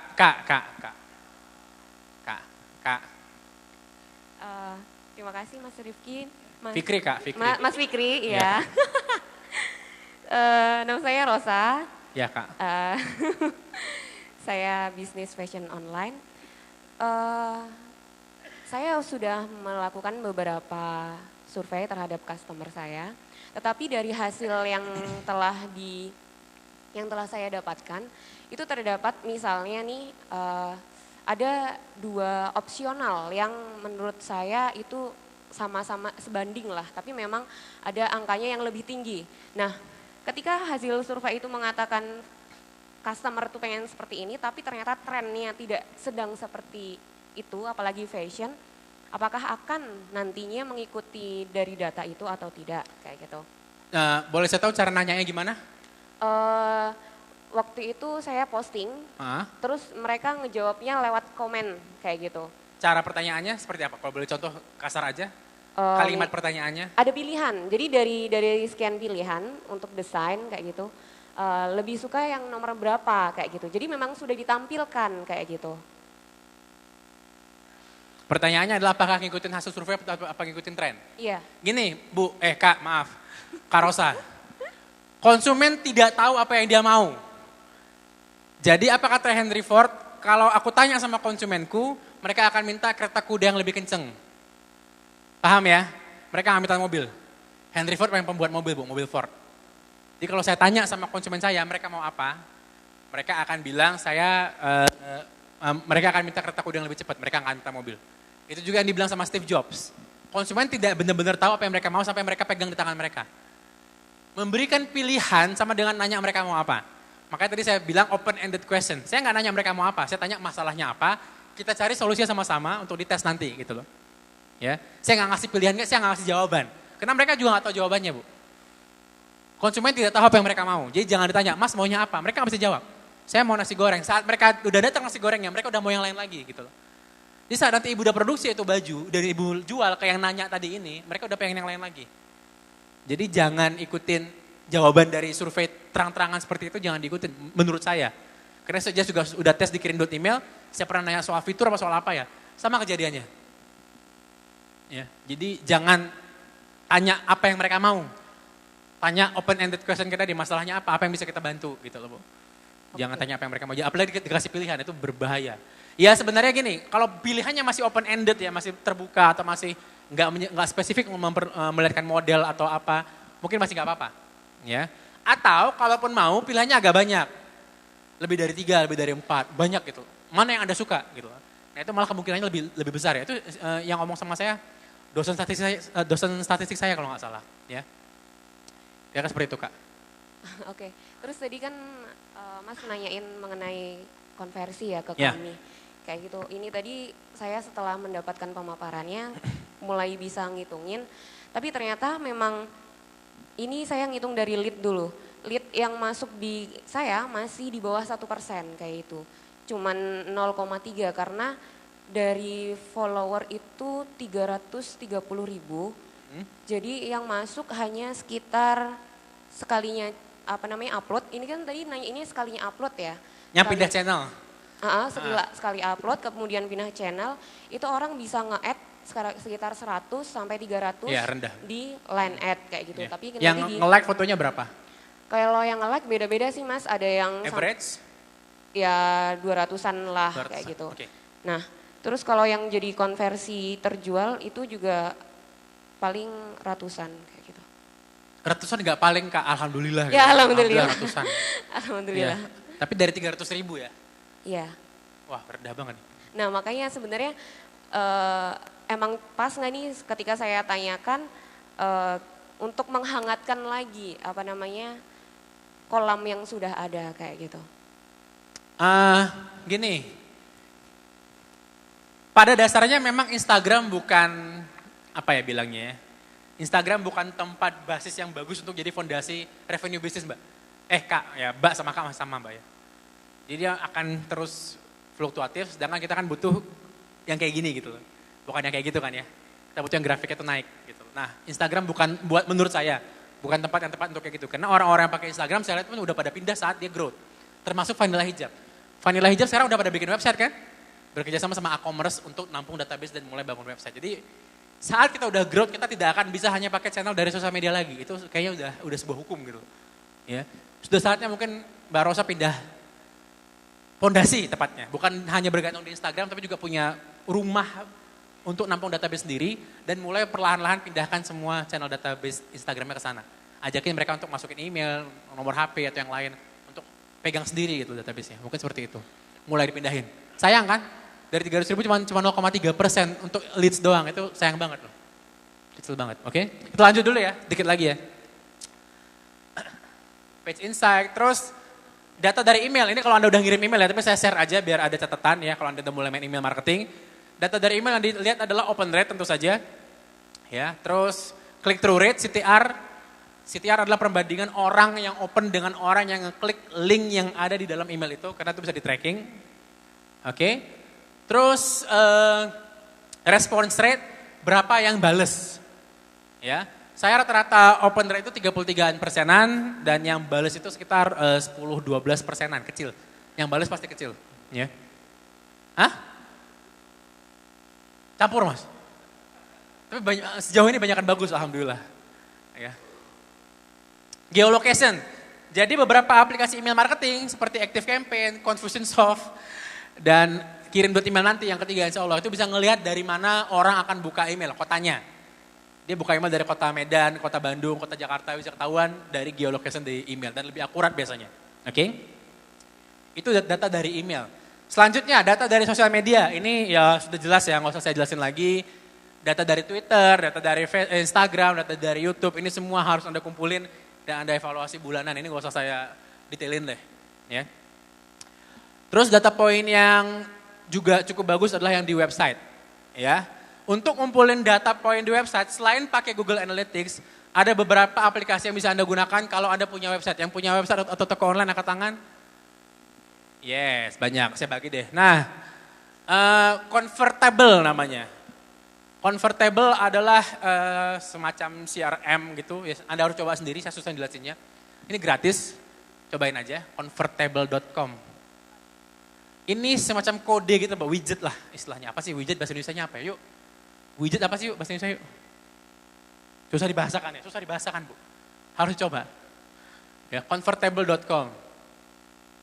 Terus, next ada Sumomi.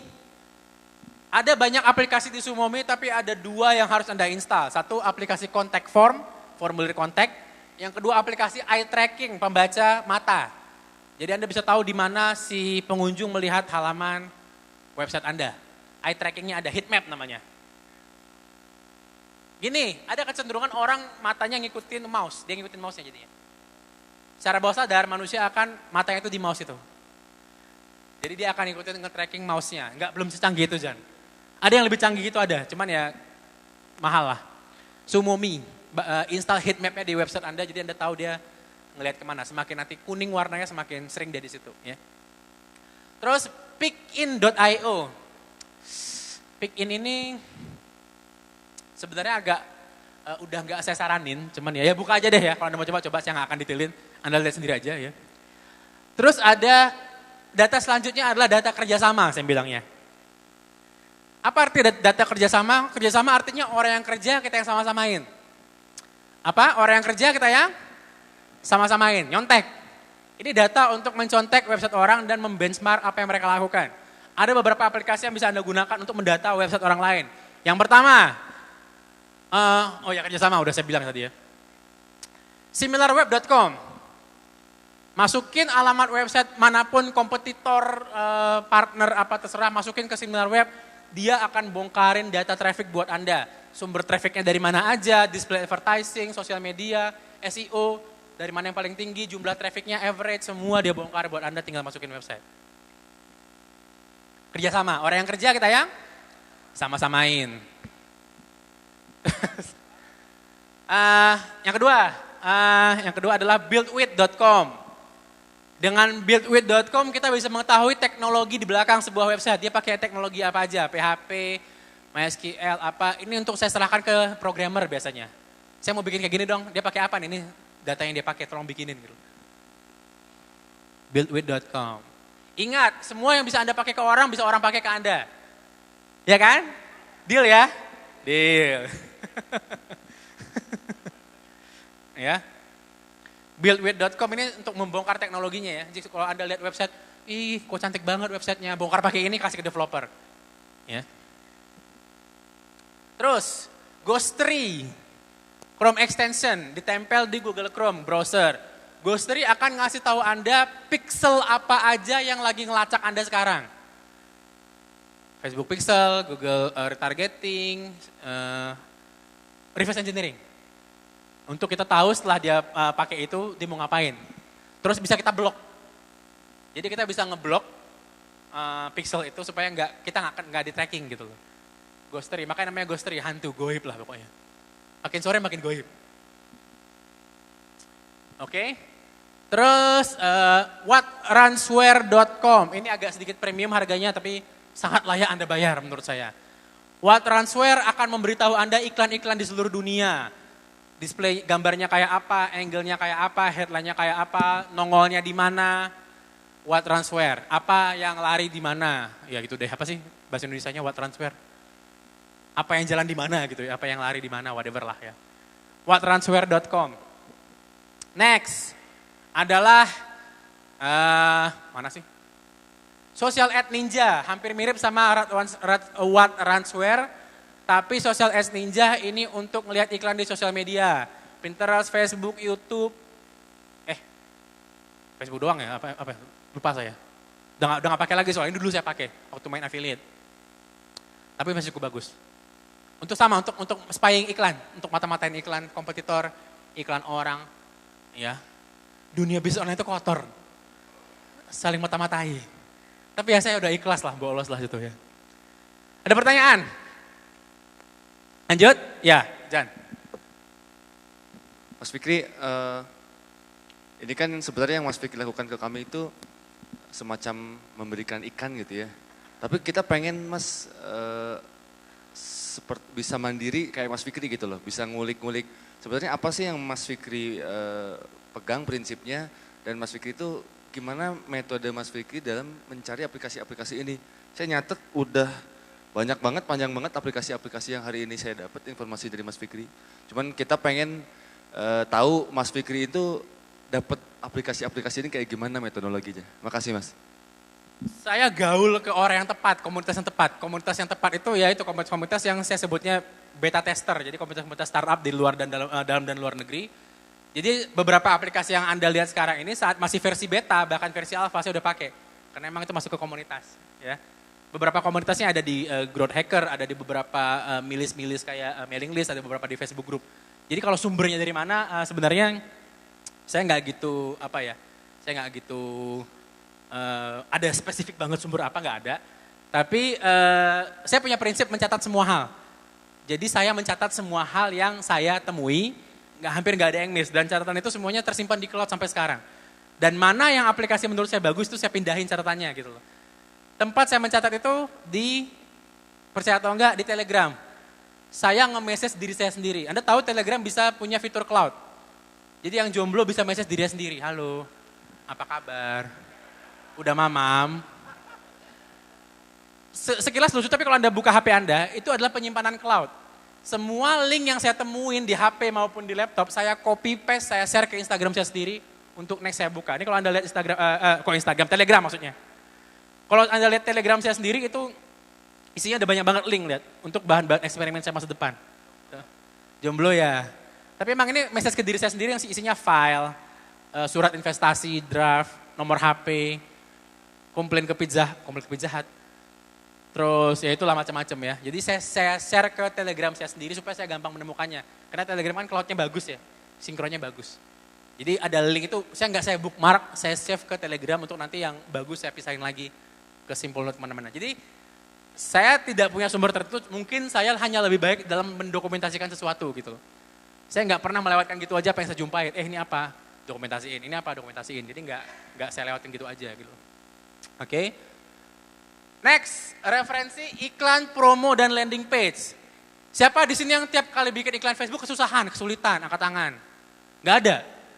Ini nggak pernah iklan di Facebook apa emang udah jagoan semua ya? Oke.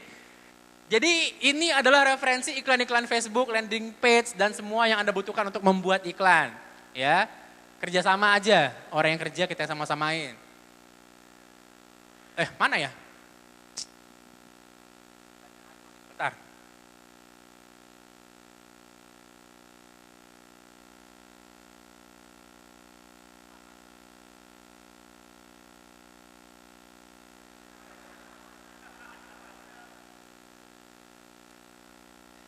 Oke, karena slide-nya ngaco, saya tulis aja ya, buka tab baru. Enggak. Yang pertama addicted.io, addicted-nya 1D, AD, dicted, IC, TED, buka. Addicted.io, IO. Addicted.io adalah tempat pusat iklan Facebook. Tuh dia, terlengkap. Jadi kalau Anda bingung, aduh bikin gambar Facebook kayak mana ya? Yang bagus tuh angle-nya gimana ya? Gambarnya seperti apa ya? Pakai addicted.io. Ini D-nya 2, kurangi D-nya 1. Addicted.io. Ya. Terus satu lagi @espresso. Sama AD depannya, espressonya biasa ya, espresso. Espresso.com, nanti ke bagian galeri iklannya. Maka Anda akan melihat galeri iklan Facebook paling lengkap di internet mungkin, ada di situ. Ya. Ada addicted, bener nggak alamatnya ya? Aku hanya mengambil dari ingatan. Kebuka kan ya, ada kan ya? Nah ini dia, addicted.io. Anda tinggal search, Anda mau ikan apa? Beauty, kecantikan, health, kesehatan. Tulis kata kuncinya, dia akan ngeluarin semua contoh-contoh iklan yang dia bisa temuin. Jadi nggak usah. Coba tulis, nggak, satu kalimat nggak, satu kata kunci nggak. Contoh, selulit bahasa Inggrisnya gimana sih spellingnya? Yuk. Selulite, coba nggak, selulit nggak? Lihat iklan selulit di Facebook gimana? Ibu-ibu jangan baper ya, nggak apa-apa kok, ini contoh aja. Selulit pakai C bukan? Enggak, pakai C enggak? Udah pengganti Jarvis, jangan malu-maluin. Iya, karena habis dipakai slide. Oke. Nah, selulit. Jadi Anda akan lihat iklan-iklan selulit di Facebook seperti apa. Kenapa selulit? Karena di dunia affiliate selulit itu duitnya banyak. Ya. Hah? L-nya 2 agak. Enggak. Ya. Yang mana yuk yang 2 yuk? Yang di awal. Ya ini karena kita sambil streaming agak-agak lama nggak apa ya. Sebelahnya lihat @espresso udah buka belum? Ya. Nah ini dia, @espresso @example sama kayak addicted, tapi setahu saya lebih lengkap addicted, tapi @espresso gratis. Ya.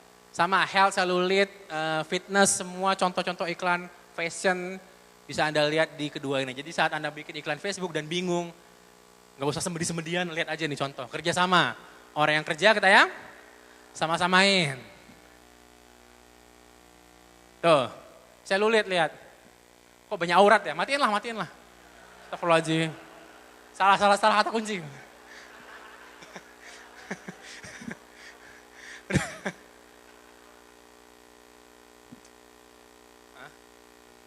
Udah, matiin. Udah tahu ya? Addicted sama Ad Espresso ya, itu untuk ngelihat iklan di Facebook. Yang landing page saya lupa, nanti saya search lagi deh. Ya. Asli, iklan yang asli dan running berjalan. Bukan iklan bikin-bikinan, enggak ya. Emang iklan asli didokumentasiin sama mereka dan mereka simpan. Terus, aplikasi data mining yang sedikit premium. Yang pertama adalah minter.io. Untuk Anda hardcore Instagram user, ini dia. Yang 300.000 follower, 100.000 follower, ini yang Anda butuhkan. Minter.io, ini akan ngebongkar semua data follower, demografi, klik, semualah. Buka aja, ini agak sedikit mahal, $99 per bulan. Harganya sangat cocok dengan fiturnya. Ini bukan saya yang bilang, yang ngomong sama saya pemain Instagram juga. Saya nggak pernah pakai karena saya nggak pakai Instagram. Minter.io. Kenapa? Bukain langsung nggak? Ayo nggak, buka nggak? Sama Bu.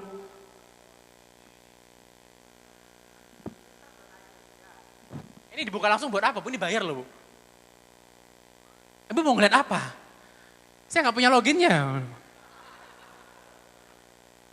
Hah? Ini yang rekomendasiin teman saya yang pakai. Dia ada. Karena dia pemain Instagram berat lah ya. Jadi emang dia pakai, dia yang rekomendasiin ke saya, dia tunjukin dashboardnya ke saya. Tapi saya sendiri nggak pakai karena nggak ada gunanya buat saya ya. Minter. Nah itu dia tuh, Minter. Jadi yang mau pakai ya monggo lah. Pricingnya cukup premium lah ya. Coba pricing. Bawah. Scroll sampai bawah banget. Nah ini ya cara pendataannya, lihat ya. Ya loadingnya lagi lambat banget Bapak Ibu, jadi mohon maaf tuh pendataan pertumbuhan follower, sumber followernya, semuanya, jam-jam tayang, semua lengkap. Ya, kapan kita harus posting, and so on, banyak sekali itu. Halamannya berat banget karena kita lagi banyak banget buka tab. Buka di rumah aja lah Bu ya. Udah matiin enggak? Oke. Nah lanjut lagi, abis Minter, balik ke slide. Ada volume tentu saja, volume untuk anak-anak affiliate ya udah paham lah ya. Terus ada mixpanel.com, ini alternatifnya Google Analytics yang lebih akurat bahkan untuk mobile. Jadi mixpanel.com ini juga sangat premium. Saya sarankan Anda gunakan dengan bijak. Alexa sekarang juga sudah sangat premium ya. Hampir sama kayak Google Analytics. Cuman lebih apa ya? Website dan mobile. Ya, jadi detail deh. Hampir semua top player yang saya tahu pakai ini, Mixpanel. Ya. Awas yang namanya vanity metric. Vanity itu apa? Kecantikan. Metric itu apa? Pengukuran. Jadi jangan terpengaruh sama data-data yang cantik. Jumlah follower itu vanity metric. Jumlah like, jumlah komen, jumlah share itu tidak akan ngasih Anda apapun. Dia hanya ngasih Anda ego, bener enggak? Bukan ngasih makan. Ya kan, dia ngasih memuaskan ego kita, aku yang nge-share 13.000. So, nambah omset, enggak, ngapain? Ya, jangan terpengaruh sama yang namanya vanity metric, hindari. Oke. Ega, ada, oh ya tambahan, sebelum tambahan ada pertanyaan enggak? Kita jam berapa breaknya Mas? Jam 10? Enggak maghrib gitu? Hah? Jam 6? Maghrib jam berapa di sini? Jam 6 pas, ya udah gak apa. Mas, gimana caranya survei kepada audiens secara offline tanpa harus mengunjungi responden satu-satu? Responden saya telah usia lanjut, astagfirullahaladzim, gimana ya? Dari pagi kita udah bilang ini temanya online marketing, bener ya? Batal. Next Mas, gimana caranya mengatasi admin kita yang kalau nggak kita awasin malah main Facebook sendiri? Newsfeed burner. Dan install Rescue Time di laptopnya. Sama di HP-nya, Rescue Time yang tadi. Tiap bulan evaluasi, kamu kok Facebookan terus ngapain? Potong gaji ya berdasarkan jam Facebook. Kelar. Next. Mas Fikri, ada tips nggak untuk mencari mendapatkan database untuk bisnis model B2B? Seminar bisnis seperti saat ini, seperti yang saya lakukan, ini kan database-nya kan bisnis semua kan ya. Terus nulis buku, seperti yang dilakukan banyak penulis, terus ikutin pameran, expo dan lain-lain, banyakan offline, banyakan networking ya. Next, nggak ada jawaban spesial. Next, Mas ada saran aplikasi atau funnel untuk maintain pelanggan transaksi offline dan menjaga customer untuk always hot customer yang offline dibawa online, titik. Jangan ngomong offline lagi, tema kita hari ini online. Next, Mas. Mas Fikri, apakah bisa mencari produk penetrasi atau survei melalui crowdfunding? Bisa mendapatkan data? Bisa. Ya. Ide-ide produk paling bagus itu adanya di Kickstarter. Kickstarter.com tahu ya. Itu pusat presentasi ide paling bagus di dunia. Karena produknya belum ada. Jadi yang mereka jual memang hanya presentasinya. Jadi kalau Anda butuh ide presentasi, main-main ke Kickstarter. Next. Om Fikri kamu aduh, Allahu Akbar.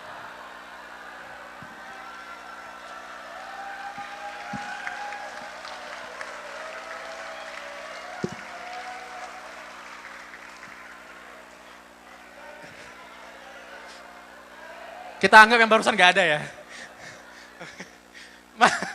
Kamu kenapa kamu buka gitu gak? Kamu bertanggung jawab kamu. Mas, frekuensi waktu yang pas untuk SMS blast atau email marketing. Kalau SMS baiknya soft selling atau hard selling. Jangan soft selling di SMS. Dan jangan soft selling di database pembeli, jangan. Database pembeli gak suka bertele-tele. Kebanyakan yang saya bilang ke Mas Mambai kemarin, Labirutur ya, yang saya bilang sama Mas Mambai adalah kebanyakan yang takut promosi adalah yang punya database. Yang nerima database malah santai-santai aja, bener nggak? Yang nerima email promosi santai aja, oh promosi. Yang ngirim kayak mau jantungan gitu kan ya. Kirim nggak? Kalau mereka marah gimana? Kirim nggak? Kirim nggak? Yang ngirim yang malah lebih jantungan. Jadi kirimkan aja, jangan kasih ampun ya. Kalau ragu hard selling, itu dia.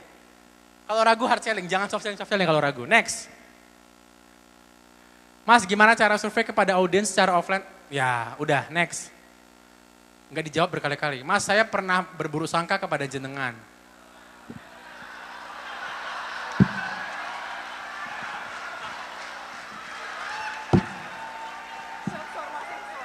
Sensor gak?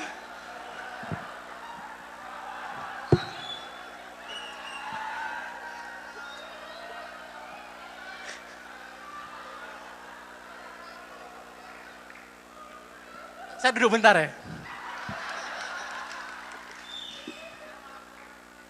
Allahu Akbar, ya udah, astagfirullahaladzim. Ini kayaknya jangan kita bikin lagi deh pertanyaan masyarakat ya.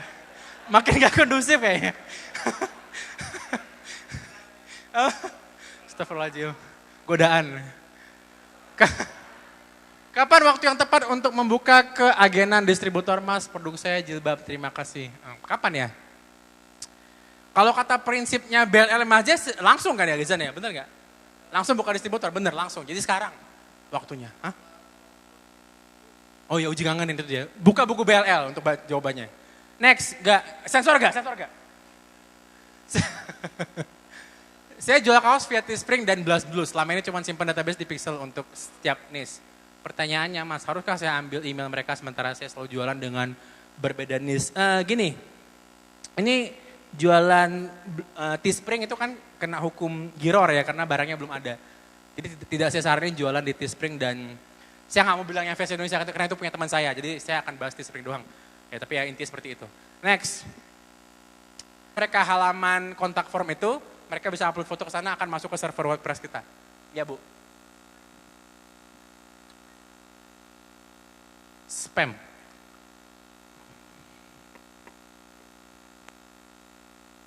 Sementara belum ada, Bu. Ya, mohon maaf, Bu. Next, gak? Sensor gak? Aib-aib kita berdua aja yang tahu ya. Apakah setiap jenis market dan setiap produk yang mau kita jual harus menggunakan MVP dan funneling untuk menyaring mereka dari cold ke hot traffic? Karena saya sejauh ini lokal jualan online rata-rata hard selling, promo lead termasuk closing. Ada pepatah lama Amerika kalau nggak rusak jangan diperbaikin. Jadi kalau emang hard selling udah berhasil, jangan usah ribet-ribet pakai funnel dan lain-lain. Tapi kumpulkan datanya Mas, tangguh ya. Ini orangnya di sini, kenapa nanya di sini ya? Tanya aja kenapa Mas? Ya. Oke, next slide, balik ke slide gak? Kita habisin dulu ya, udah mau maghrib ya. Oke. Tambahan, akan sangat nyaman, ini bikin nyaman ya. Karena kita butuh orang yang bikin nyaman. Kalau Anda punya data-data berikut ini ya. Data-data ini bisa membedakan Anda dari kompetitor, bisa membuat Anda unggul dari kompetitor. Apa aja data-datanya? Yuk. Earning per klik. Tidak akan ada dashboard yang ngasih tahu Anda earning per klik. Anda harus hitung sendiri. Saya ulangi, tidak akan ada aplikasi yang ngasih tahu Anda earning per klik, Anda harus hitung sendiri. Earning per klik adalah rumusnya, total semua omset dibagi jumlah klik per bulan.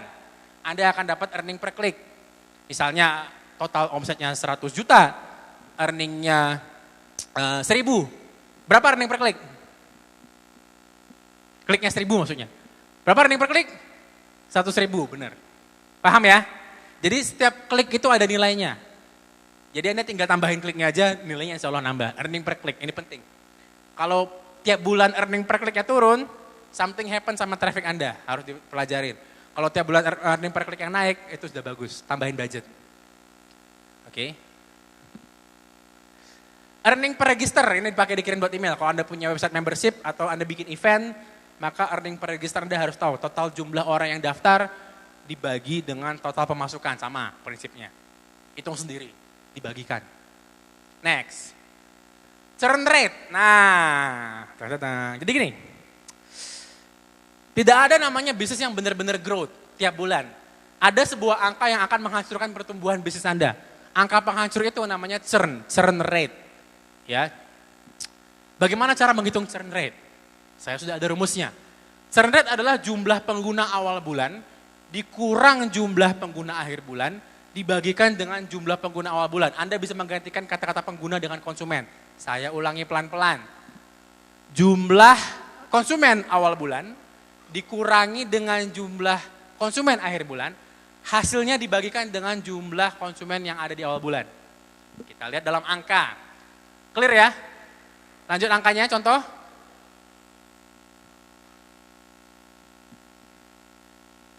Wes? Ya. Oke, lanjut ya.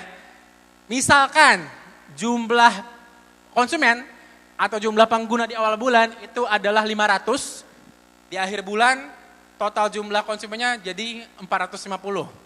Ya, ya. Ini kan pakai modelnya kirim email, tapi dapat gambaran aja ya. Terus Anda dibagikan dengan jumlah konsumen awal bulan, Anda dapatkan 100%. Kalau kata-kata awal bulan sama akhir bulan itu menyulitkan Anda bisa pakai kata-kata bulan lalu sama bulan ini. Clear ya? Jumlah konsumen bulan lalu dikurang dengan jumlah konsumen bulan ini dibagi dengan jumlah konsumen di bulan lalu, akhir bulan lalu tepatnya. Anda akan dapat yang namanya churn rate, yaitu sekitar 50 dibagi 500, yaitu sekitar 10%. Ya, tunggu, terus apa? Jadi gini. Coret gak? Gak, kamu aku pindahin ke Bandung boleh gak, Gak? Emang di Bandung? Kita makan siang habis nih ya, Gak ya? Oke. Dia soalnya di bawah tekanan dingin, mukanya datar gitu, datar. Luar biasa. No drama bener kamu. Oke, udah ya. Nah, grafik pertumbuhan itu kan seperti ini ya, bener nggak? Ya kan? Nah, churn itu akan membuat titik nol yang baru di situ. Tak ganti warnanya. Warna apa ya? Merah. Dia akan bikin titik nol yang baru di sini, yang akan membuat pertumbuhan kita yang sebenarnya mulai dari sini. Clear ya? Itu maksudnya. Paham ya? Tadi yang harusnya di bulan ini data kita menunjukkan pertumbuhan itu misalnya 10%, ternyata ada churn, maka pertumbuhan sebenarnya real growth itu di sini. Gitu. Clear? Enggak?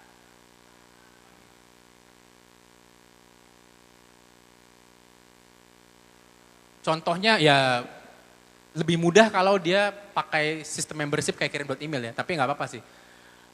Soalnya di negara-negara barat mereka juga menghitung ini dalam bentuk konsumen biasa ya.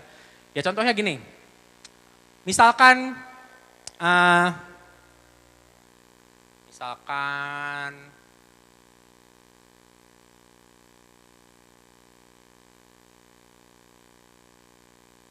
susah ya contohnya. Memang cuma ini sih contohnya yang tadi ya. Balikin enggak?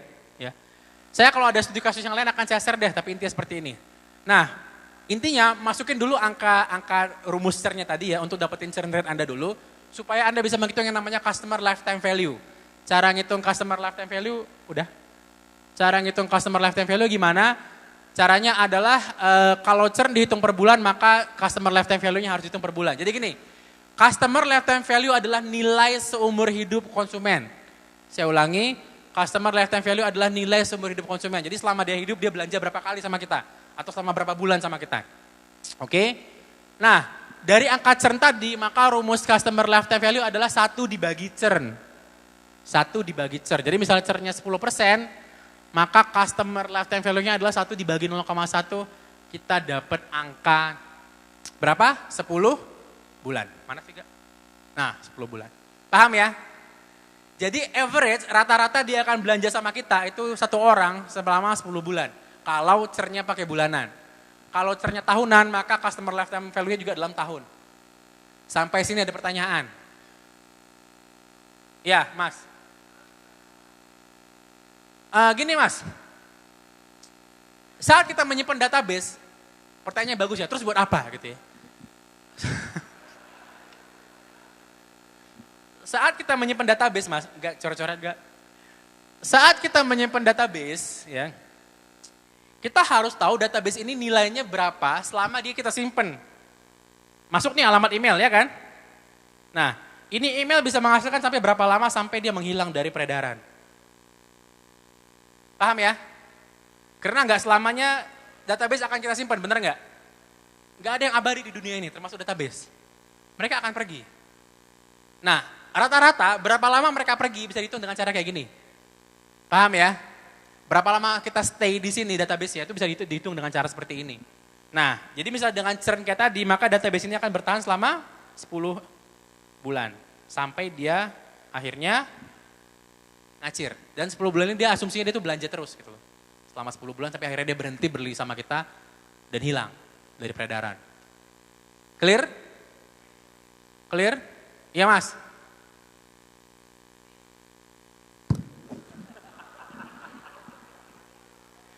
Ya, Bu, belakang. Aku banyak cobaan.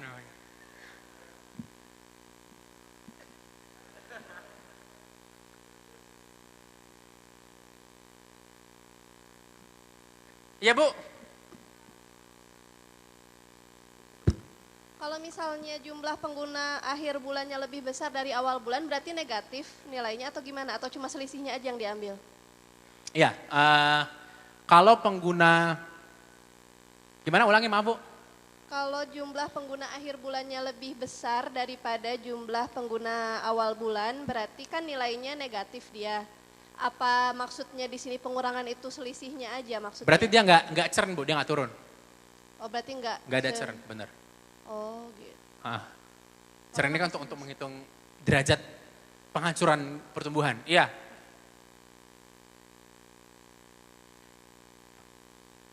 Kalau pusing banget abaikan aja ya churn ini ya. Bener loh. Tadi yang masem banget mukanya, abaikan aja bener. Mas. Ya. Bagaimana cara memperpanjang lifetime data customer kita? Dan kalau dikirim email, Mas sudah pernah melakukan apa saja untuk memperpanjangnya? Pertanyaan bagus sekali. Bagaimana cara memperpanjang customer lifetime value adalah dengan menurunkan churn rate Mas. Churn-nya turun, lifetime-nya akan makin panjang. Oke? Bagaimana cara menurunkan churn biar dia beli terus? Ya satu promo terus, penawaran terus tiap bulan. Melalui database dan ya kasih apa ya paket-paketan. Kalau di saya bisa paket misalnya kayak belanja 3 bulan gratis bulan keempat atau apa gitu ya. Kalau di saya bisa seperti itu. Saya sih biasa menjaga agar orang terus berlangganan dan menekan angka churn adalah dengan webinar, dengan ya kopdar, gathering, penawar-penawar khusus member, promosi barang affiliate dan lain-lain banyak. Ya, jadi banyak yang bisa dilakukan. Intinya menurunkan churn. Google aja how to reduce churn rate. Banyak banget tekniknya. Ya, how to decrease churn rate. Terserah deh kata kuncinya apa. Pokoknya cara menurunkan churn rate gitu loh. Ya, ya Mas, Pak. Ya Pak. Mas aja Pak. Mas aja Pak, ya Pak. Mas ya Mas. Mas aja Mas Fikri. Ya Mas. Terima kasih. Saya mau tanya, churn rate itu faktornya dari mana? Apakah dari kompetitor, apakah dari... Dari kita pribadi. Jadi dari kita bulan ke bulan Mas. Nggak ada hubungan sama kompetitor. Oh, oke deh. Gitu. Ya, makasih Mas. Pertanyaan lain? Sudah? Dari masyarakat ada? Banyak, oke. 15 menit lagi, oke. Dari masyarakat. Sensor ya? Next, oke. Mana? Tunggu lambat. Bagus juga kali nggak usah diklik nih. Assalamualaikum Mas. Assalamualaikum Mas Fikri. Bagaimana cara mengamankan email kita agar tidak dihack oleh oknum yang tidak bertanggung jawab? Karena beberapa teman saya punya BBM dan FB, bahkan saldo di toko online pernah dikuras sebanyak 3 juta. Wah ini banyak-banyak sedekah, banyak berdoa, dan sering-sering ganti password. Gak punya trik yang lain. Next gak? Mas, mau nanya, kalau survei pengen tahu data survei berupa data primernya kompetitor bisa nggak? Caranya gimana? Kerjasama tadi. Pakai aplikasi-aplikasi yang saya kerjasamain tadi, bisa. SimilarWeb versi yang berbayarnya itu bisa membedah data sampai dalam banget. Ya, tapi tolong diperlakukan dengan bijak dan sesama ya, jangan dieksploitasi berlebihan lah. Next. Misalkan saya mau membuat promosi berhadiah untuk konsumen dengan mengumpulkan struk pembelian terbaik. Ini udah bukan ya? Udah, next. Cukup sekali ya Mas ya? Pak Ustadz, yang mana Pak Ustadz Mas? Tren saat ini online marketing melalui FB Ads, tools apa saja yang saat ini ada ataupun yang akan berkembang selain menggunakan pixel dan canvas dalam Facebook Ads untuk meningkatkan traffic. Selain Facebook Ads, apakah ada place yang bagus untuk media iklan? Rajadinding.com, pusat grosir wallpaper, ya. Saya baca. Saya baik hati orangnya dan tidak sombong. Tools terbaik Facebook yang pernah saya gunakan adalah AdEspresso yang tadi. AdEspresso itu mirip kita punya konsultan iklan Facebook sendiri, dia akan split campaign sendiri, ngurangin budget sendiri, otomatis semuanya. Jadi kita kayak bener-bener punya teman yang bantuin Facebook Ads. Ya, sangat bermanfaat. Dan placement yang bagus selain Facebook adalah Google Display Network. Google Display Network. Banyak sumber traffic lain selain Facebook, dunia nggak selebar newsfeed Facebook ya. YouTube video juga bagus, Google Display Network juga bagus, dan banyak lagi sumber-sumber traffic lain ya yang bisa Anda gunakan ya. Next.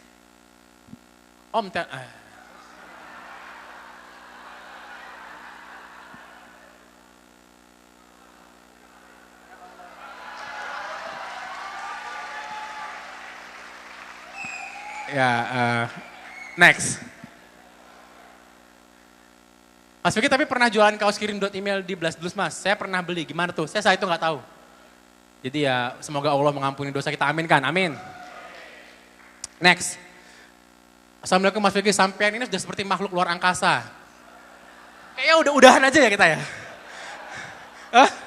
Udah ya? Apa?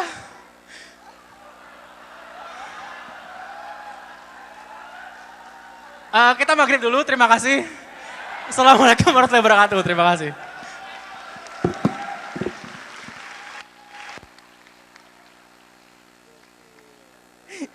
Banyak sekali godaannya ya Mas Fikri.